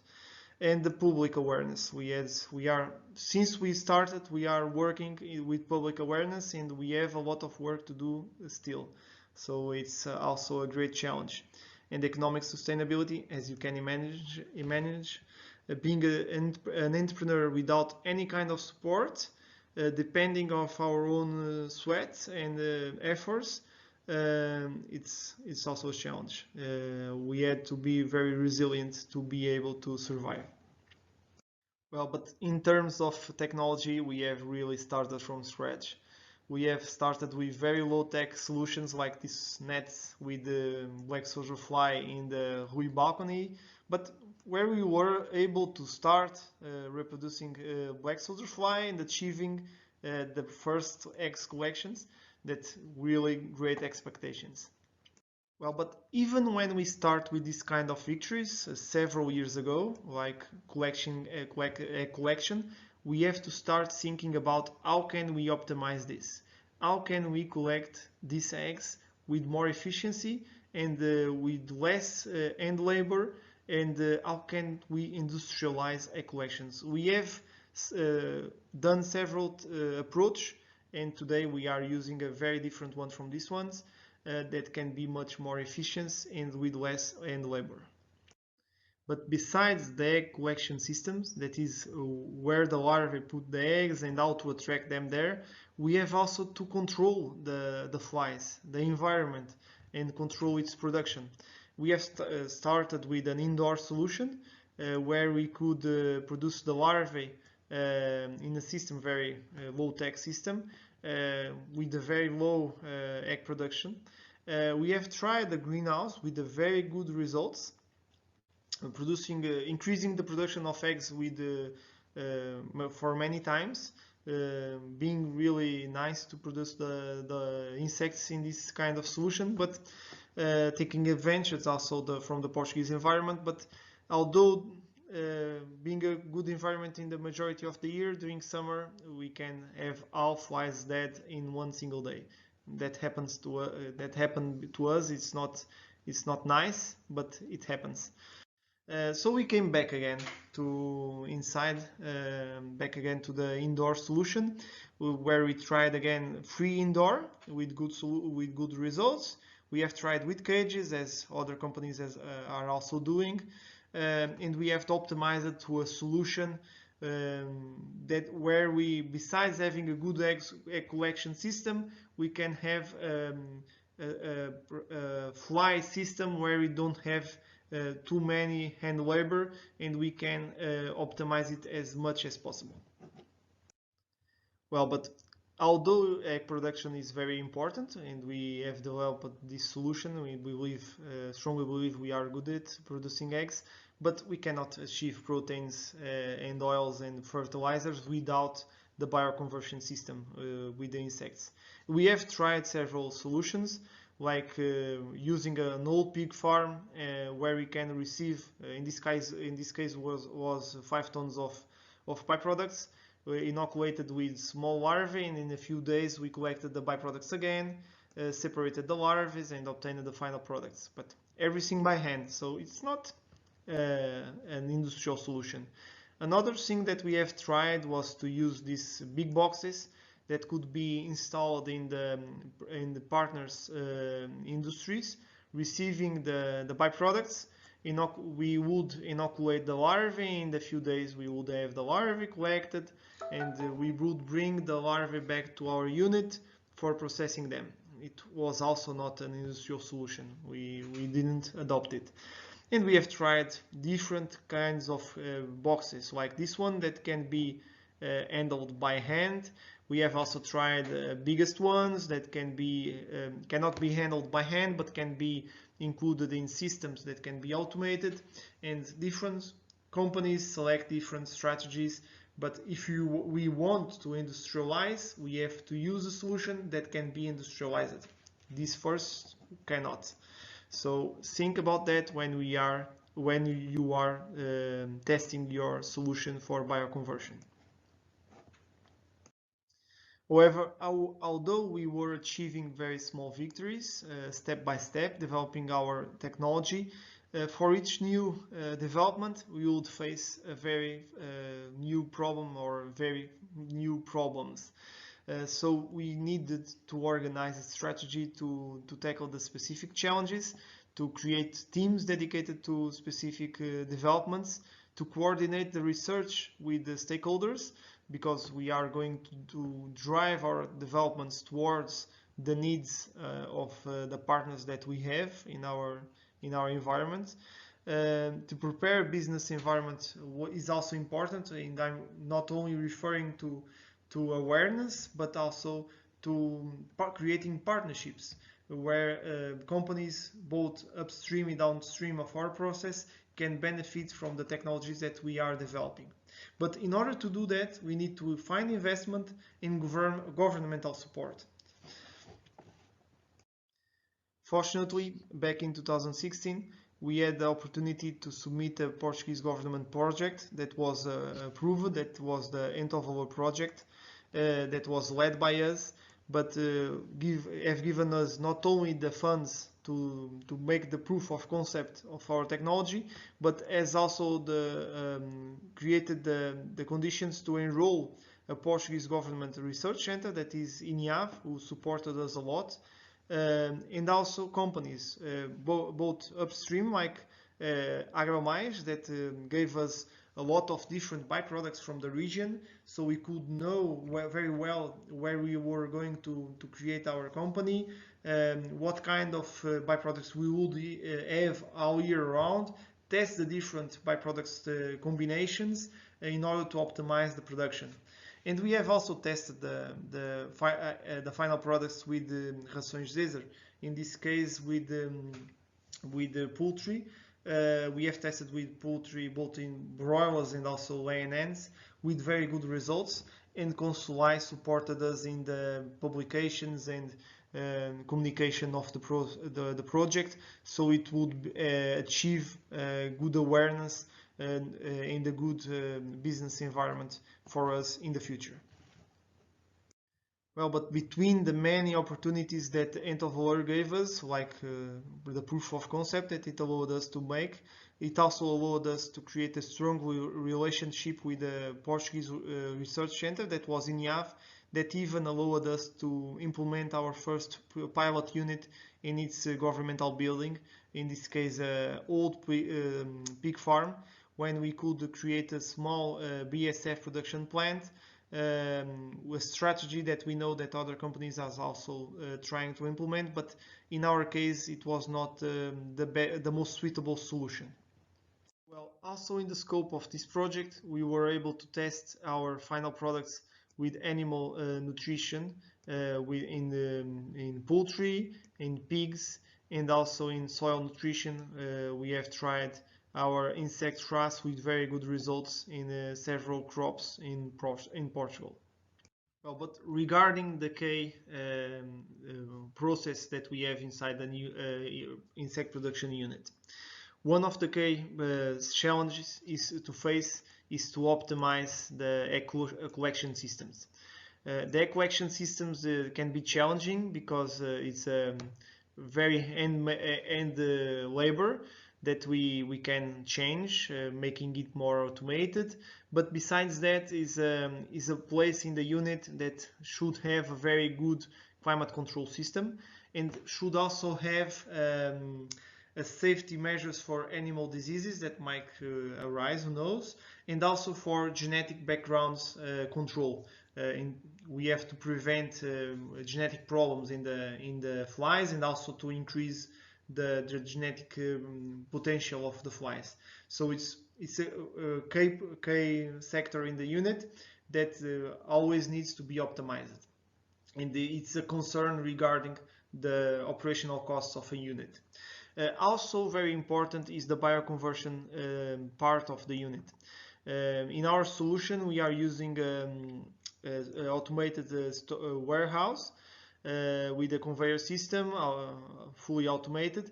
But besides the solution for decreasing the hand labor and to have everything working with a good rhythm, the climate control can be a challenge.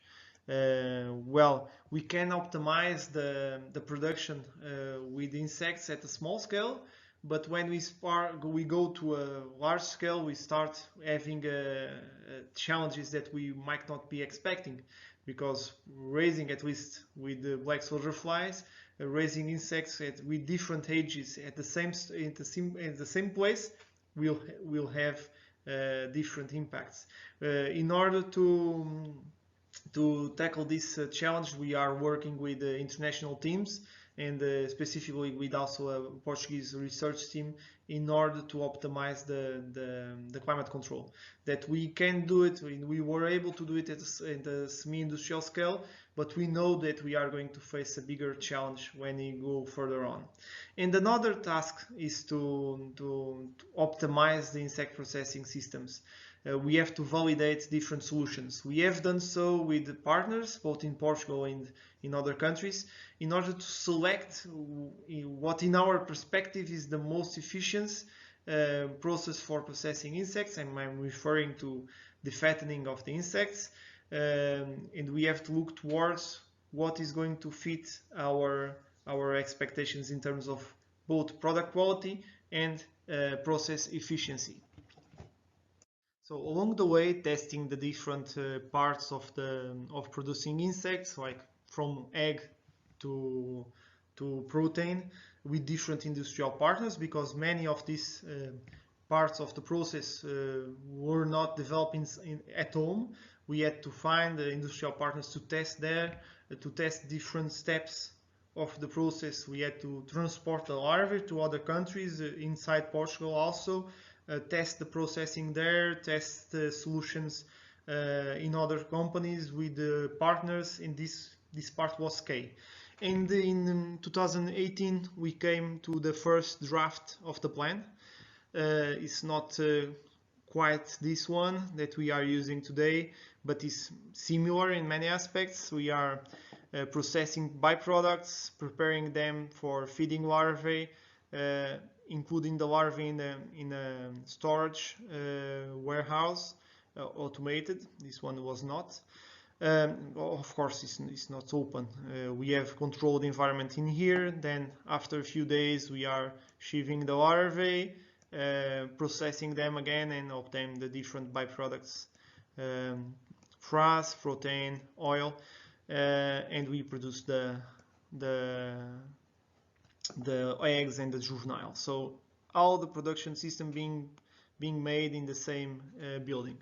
This was the first plan for a much smaller unit than what we came along to have, but it already comprised all the different steps of the process. That, as I mentioned before, being done at small scale can be not easy, but can be achievable. But there are things then when we start increasing the scale will arise, like environmental control, processing, variability of byproducts between others. But even when we have came to a first draft of industrial plan, with all the pieces together, there are things that still need to be improved, like the key factors for collection systems.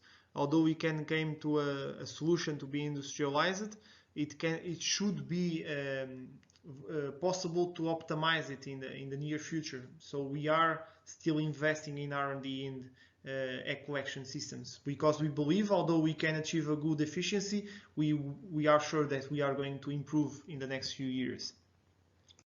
Another key factor that, although already controlled at a semi-industrial scale, is going to be a headache in the future while implementing the full-scale unit is the bioconversion system. We know that while starting to operate, there are challenges that are going to develop in this part of the plan. We have started work with different partners towards having a solutions planned, and we are always over this part of the system because we know that is going to be a challenging part of the unit implementation. And the processing. We have, as we don't have a full-scale unit today, we have tested it with different partners, but we know that there are key factors in processing that we are going to face when we are going to start operating the unit next year. So we have already evaluated some variabilities, but we know that others might arise in the way in the meanwhile. But what is our present reality? So all these years before, the Portuguese government support for validation the concept went well, and then we approved a new project with the government. Portuguese funded projects that supported us in a significant amount of money for doing the factory. It is a PT 2020 Innovation Production call that we had approved, and we just needed to find, it's not to minimize, but we had to find other investors to support us, and we got it with the Brookrow Investment Fund, that is a private equity fund in Portugal, and this one, 200M, that is from the Portuguese Banco de Fomento, and is a Portuguese government investment fund that co-invests with other investment funds. And we got it. We got the opportunity to build our full-scale factory. That is this one. That is in Santarém, in Portugal. We opted not to build a new building from scratch, to use an old one, and to adapt it to be faster in getting to the market, in being faster to implement our technology. But even be with the building already built, it will take us at least 1.5 years still to being fully operating, because building a factory takes time. We have to legalize many aspects that we have started few months ago, and as I mentioned before, a few years ago already working with the Portuguese authorities, and even so we believe we have to face some challenges.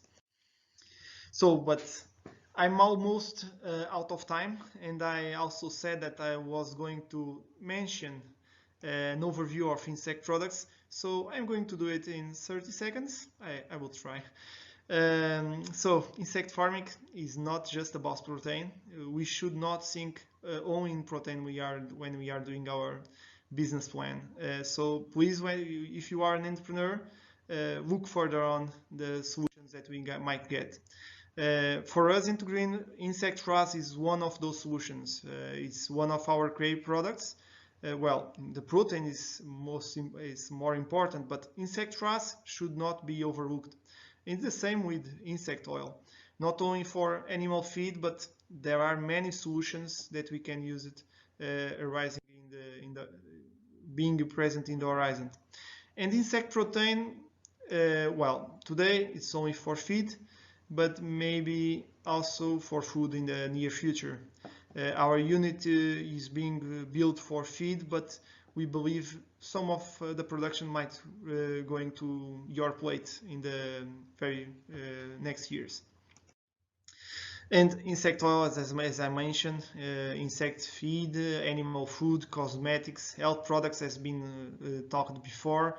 So it's also something that we should work on, continue to research, and to develop new solutions.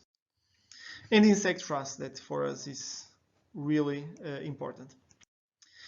So, but we are also looking for other solutions like new plastics. We had a project H2020 that is Recover, that is going to develop a solution to recover plastics but also to develop new plastics derived from insect chitin, and other opportunities that today might not being so well developed, but should be addressed, like the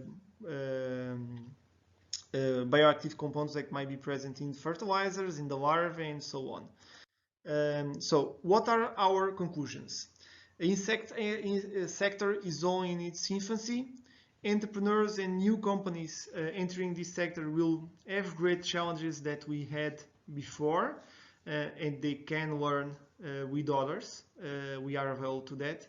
And insect bioindustrial units growth and multiplication will be key to the sector development and the affirmation. So we believe that only through the growth of the sector and the multiplication of bioindustrial units can the sector be a real solution in the future. So we need more factories in Europe. And company cooperation can contribute to the sector growth. We can contribute to increase the number of units available in the Europe, and technology transfer can prevent years of research and investment to companies and new entrepreneurs entering in this sector. We can give you technology, avoiding expenses and avoiding several years of headaches and difficulties to do the development of the technology, because the technology can be already available in the market. So what can we do? We help new entrepreneurs and new companies entering this sector. We can offer technology and know-how. Our know-how can be available. And we are always looking for partners. Having partners was key to us, was really a key factor. So we are always looking for new partners to be with us. So where do you see our sector in the future? It's what we have to ask almost every day and try to help the sector achieving that point. Many thanks.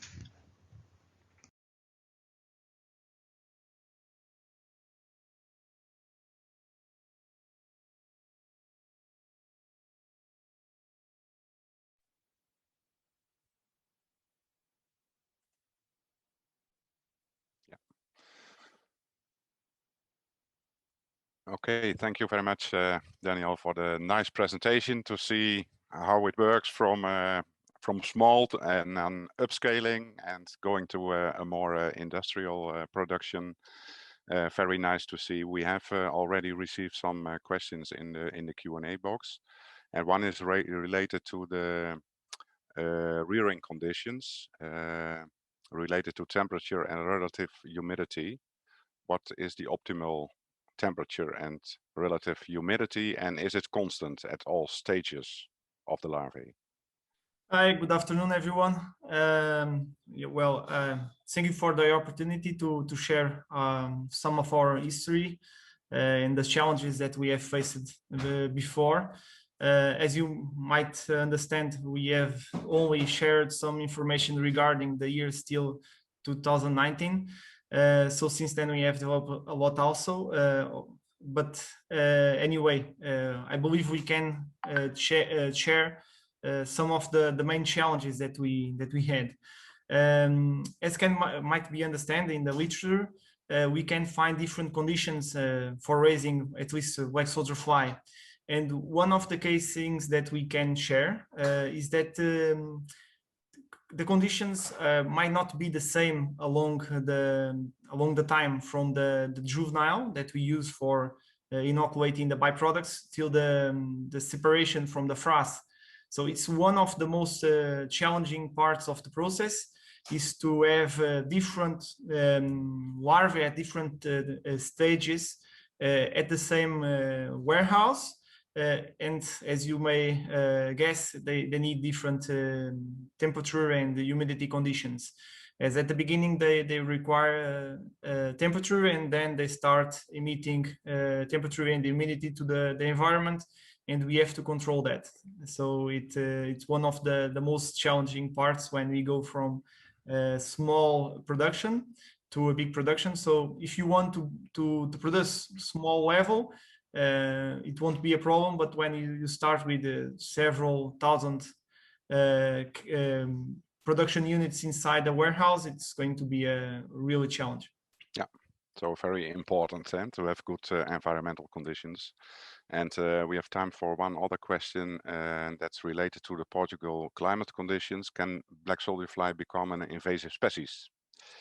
As far as we know, the black soldier fly has been found in the Iberian Peninsula since 1960. It was used in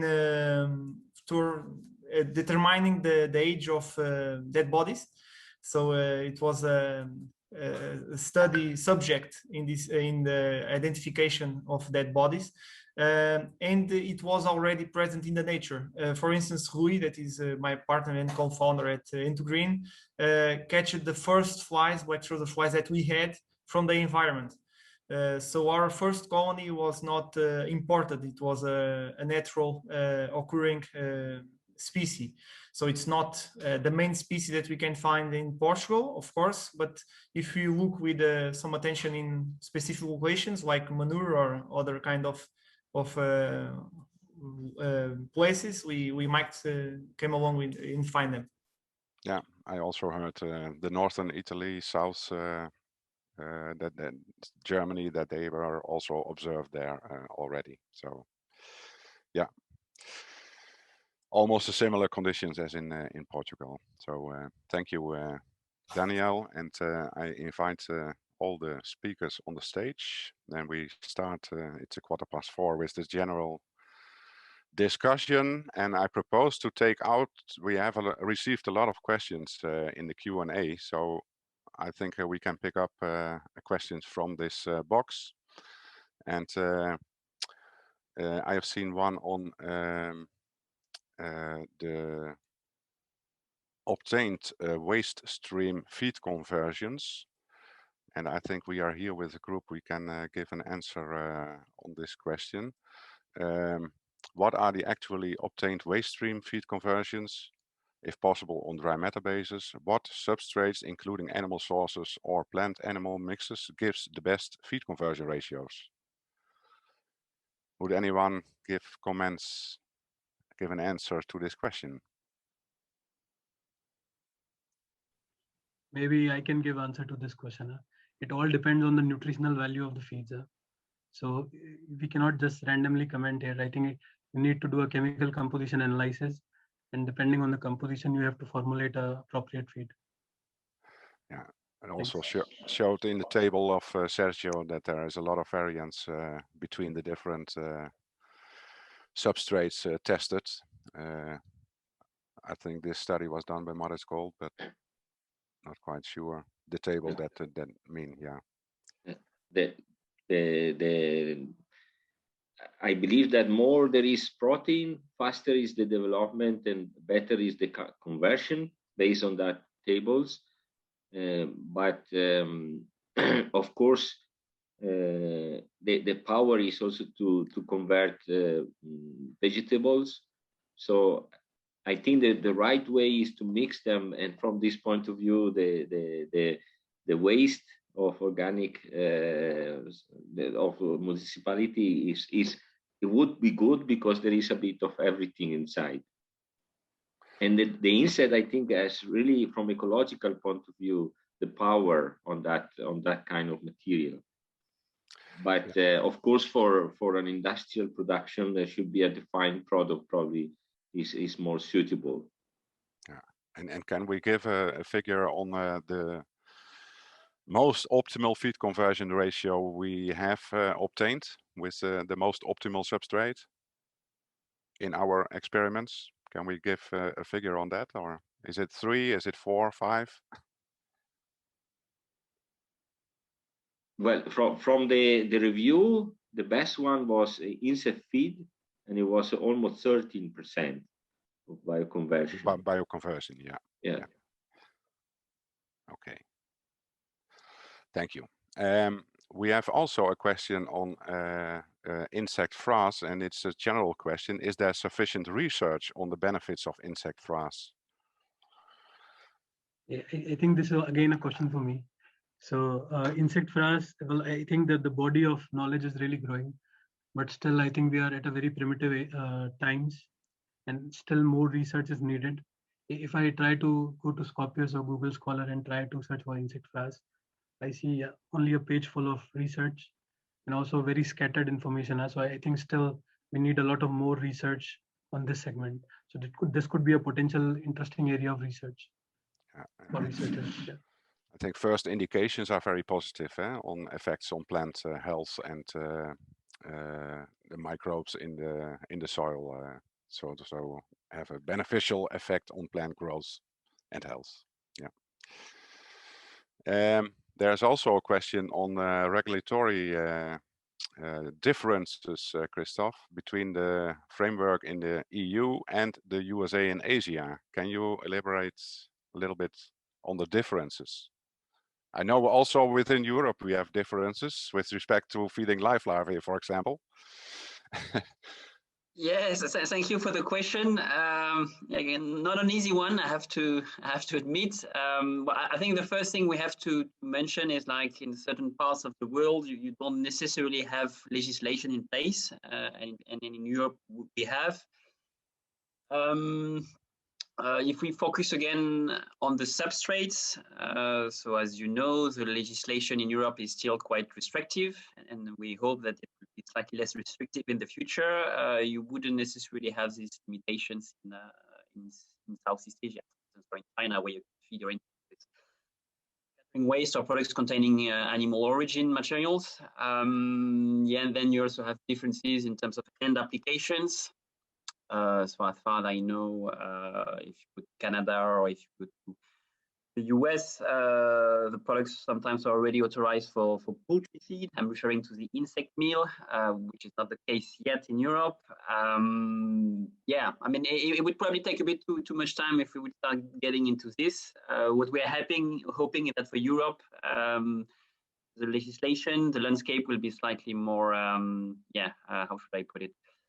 Slightly more accommodating for the insect users. Is it? There's also published in a policy or a paper of IPIF, I think, a little bit on what's happening outside Europe.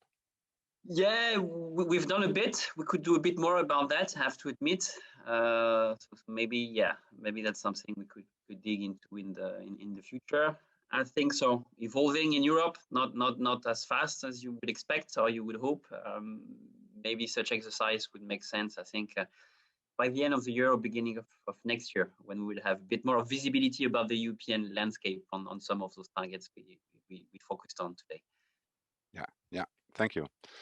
Then there is also a question on total volatile nitrogen.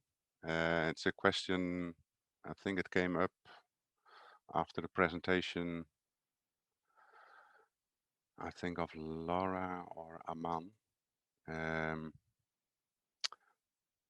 It seems that one of the parameters for survey is total volatile nitrogen. One of the most important raw materials used in the preparation of poultry feed is fish meal, meat meal, poultry byproduct meal, and insects.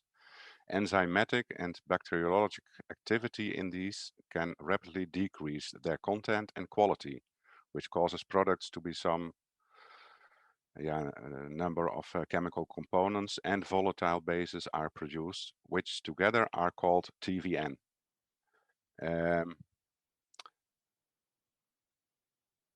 And the question is if we have research available in this direction. Well, as far as I know, there are no research on the enzymatic degradation due to the insect addition in poultry or in other animal feed. I have seen the question. I looked for some, but I didn't find any. I don't know if Aman or if Daniel have any news, any information on that. No. Then thank you, Laura.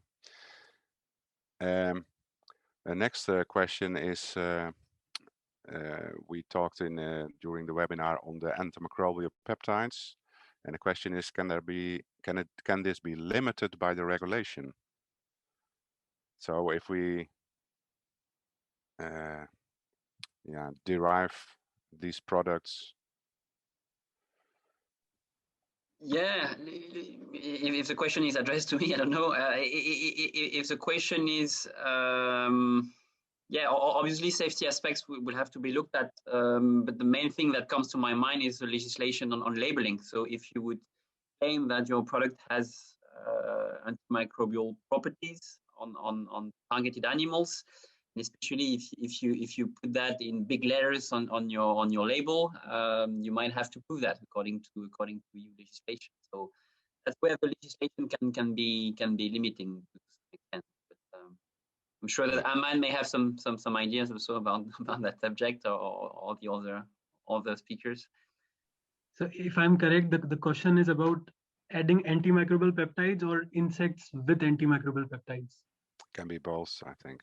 Well, definitely for antimicrobial peptides, you need a separate registration because those are not approved yet for addition in the feeds.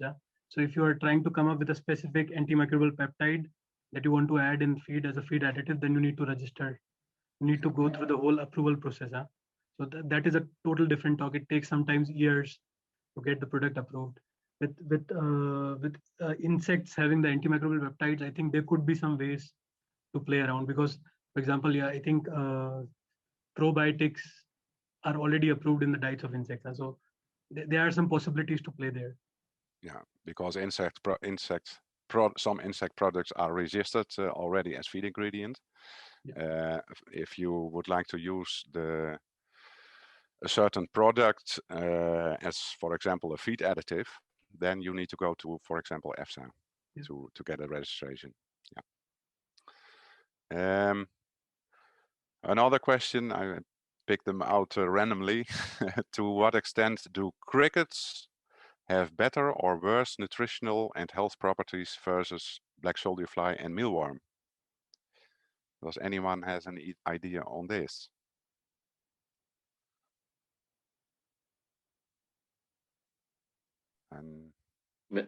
Maybe I can start saying that cricket is actually quite a high value source, as far as I know. So it's been directed to food quality more than to feed.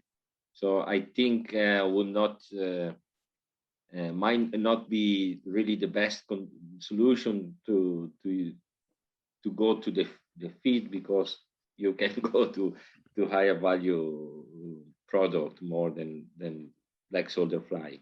But yeah, I don't know what the other think about that. Any other ideas? Well, from a nutritional point of view, crickets are richer in protein than black soldier fly, if you consider just the insect like that.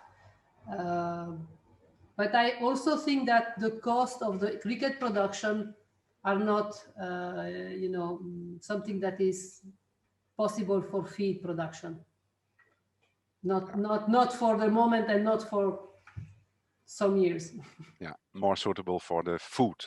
Yeah, definitely food, because with food you can go for niche market, you can go for specific target products. Feed is feed. Feed, you have to compete against soybean meal, against other raw material, even protein raw material, but still for feed you cannot afford the same price. Yeah. Thank you. Then a question to Daniel. Do you experience enough interest, or is the industry willing to develop special techniques for the insect business? You mentioned, for example, for egg collection, other techniques in automation. Is there enough interest in companies to invest in development for the insect industry? Yeah, in my opinion, I believe so, because we have seen a lot of companies worldwide investing in the insect sector, not only as insect producers, but also as insect processors and technology providers. But where we see more interest is in cooperation in closing cycles. Not only in the creation of new solutions for the industry, because we can replicate it around the world with the same technologies. That I believe the key of the question is that companies are developing new technologies to provide to other companies, to producing companies. But what we are also seeing for us is very interesting is companies that are not really interested in investing in the sector, but are willing to have an insect facility next to them to convert their byproducts in order to have synergies, in order to transform byproducts that sometimes are a problem into income for them. So they are sometimes they are not willing to invest in the company, but willing to have the company next door. Yeah. So these kind of corporations are popping up around the world.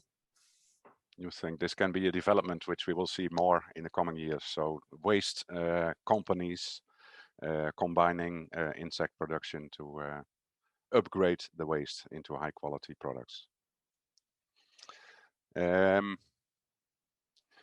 Another question is related to chitin. To what extent are the indigestible properties of chitin, will this impact the demand for insect protein, whereby the chitin is not extracted from the final product? So when we are developing different products, what do we think? What's a bigger market? Insect meals with a higher chitin content or a low chitin content? It's a very general question, but I think it depends on for what reason you will use it in the diet. But Laura? I think that at the end, in animal feed, you will not include insect meal to a very big and high content. So the quantity of chitin that you will bring through your insect meal will be limited. And I think that in that case, the chitin could be a plus because of the positive effects. It has been seen that if you include the insect meal above 30–40%, it can be a problem for the digestibility. But also consider that the papers that report a decrease in the digestibility of the proteins often were published before the new nitrogen to protein conversion factor. So in fact, the protein in the insect meal was overestimated, and automatically you have a decrease in the protein, the digestibility of the protein. But likely this was also due because of the overestimation of the protein content in the insect meal. So I think that the chitin could be a plus for it has been seen that it can really modulate the microbiota, and including the insect meal at say 10–20% in a diet, that it's already a quite good percentage in a diet, in a livestock diet. I think it's a good thing. Yeah. I'll just add something to what Laura said. I think she already gave a complete answer. So well, just to go back in the history, so insects never fed on soya. Poultry never fed on soya. In the nature, they are actually feeding on insects. So basically, they have those genes. They have the ability in their body to digest insects as such that they eat in the nature, and also the chitin. And chitin do have a role to improve their health. So well, insect fed on soya, though it sounds fancy, but this is not their natural diet. Yeah, clear. Thank you.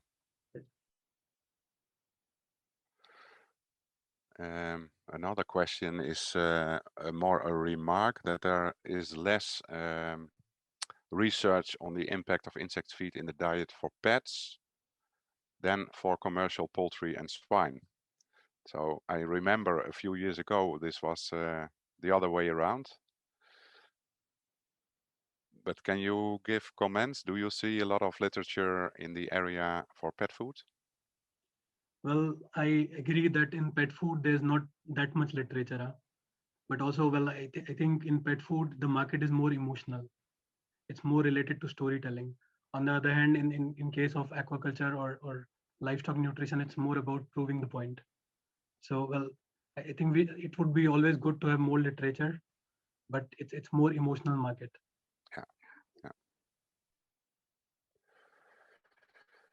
Another question is related to the antimicrobial peptides. Could you explain how pure are the protein and fat fractions? Is it possible that small lipophilic antimicrobial peptides would be present in the fat oil fraction? I think Aman, maybe. Yes. Daniel. So, well, in general, in Europe, if you sell the product, there are some limitations. For example, you cannot have more than certain percentage of non-lipid fraction. So a lot of companies also are guaranteeing via their specifications, for example, that the fat has at least 99.9%, for example, fatty material. Yeah.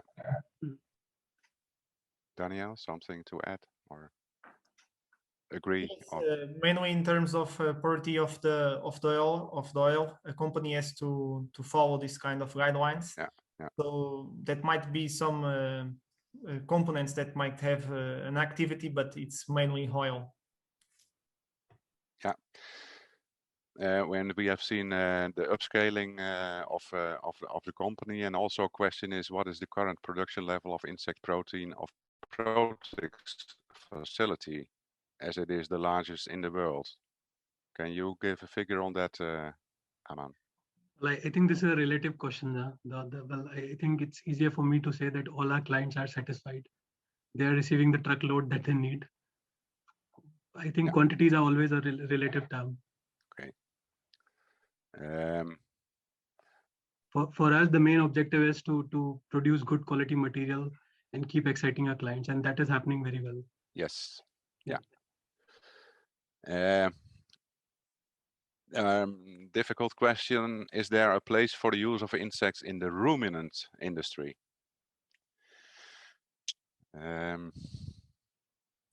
Laura, maybe Daniel? I would say not in Europe.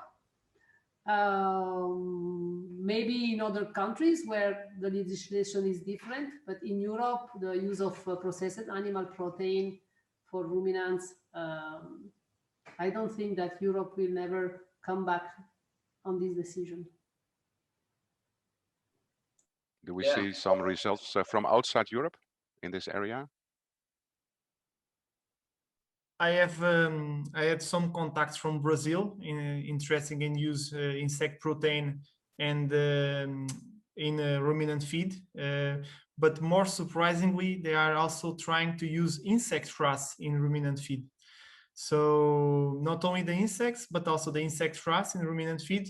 I believe I completely agree with Laura with the mad cow disease problems and the feed ban. It will take years or many times if it even can happen in the future.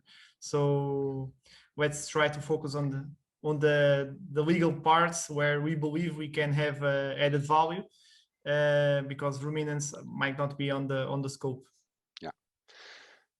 Thank you. And maybe you were just mentioning the frass. Maybe can you give an indication if you do it percent-wise? Just one comment. Sorry. Yeah.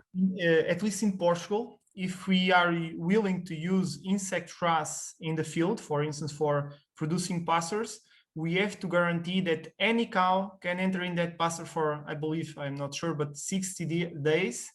So we are not even talking about feeding the cows. We are talking about the use of frass in the place where the cows will be next in a few days. So if we don't, we cannot put the cows in the same place where the insect frass have been. Imagine feeding the cows. It's might be complicated. Just for use as a fertilizer, it's already difficult on grass land where also cattle will grass. Yes. But to give an illustration how important the frass fraction in insect production is, can you give a percentage? When you start with 100% substrate, you have X% insect and X% frass as a remaining product. Can you give a figure on that?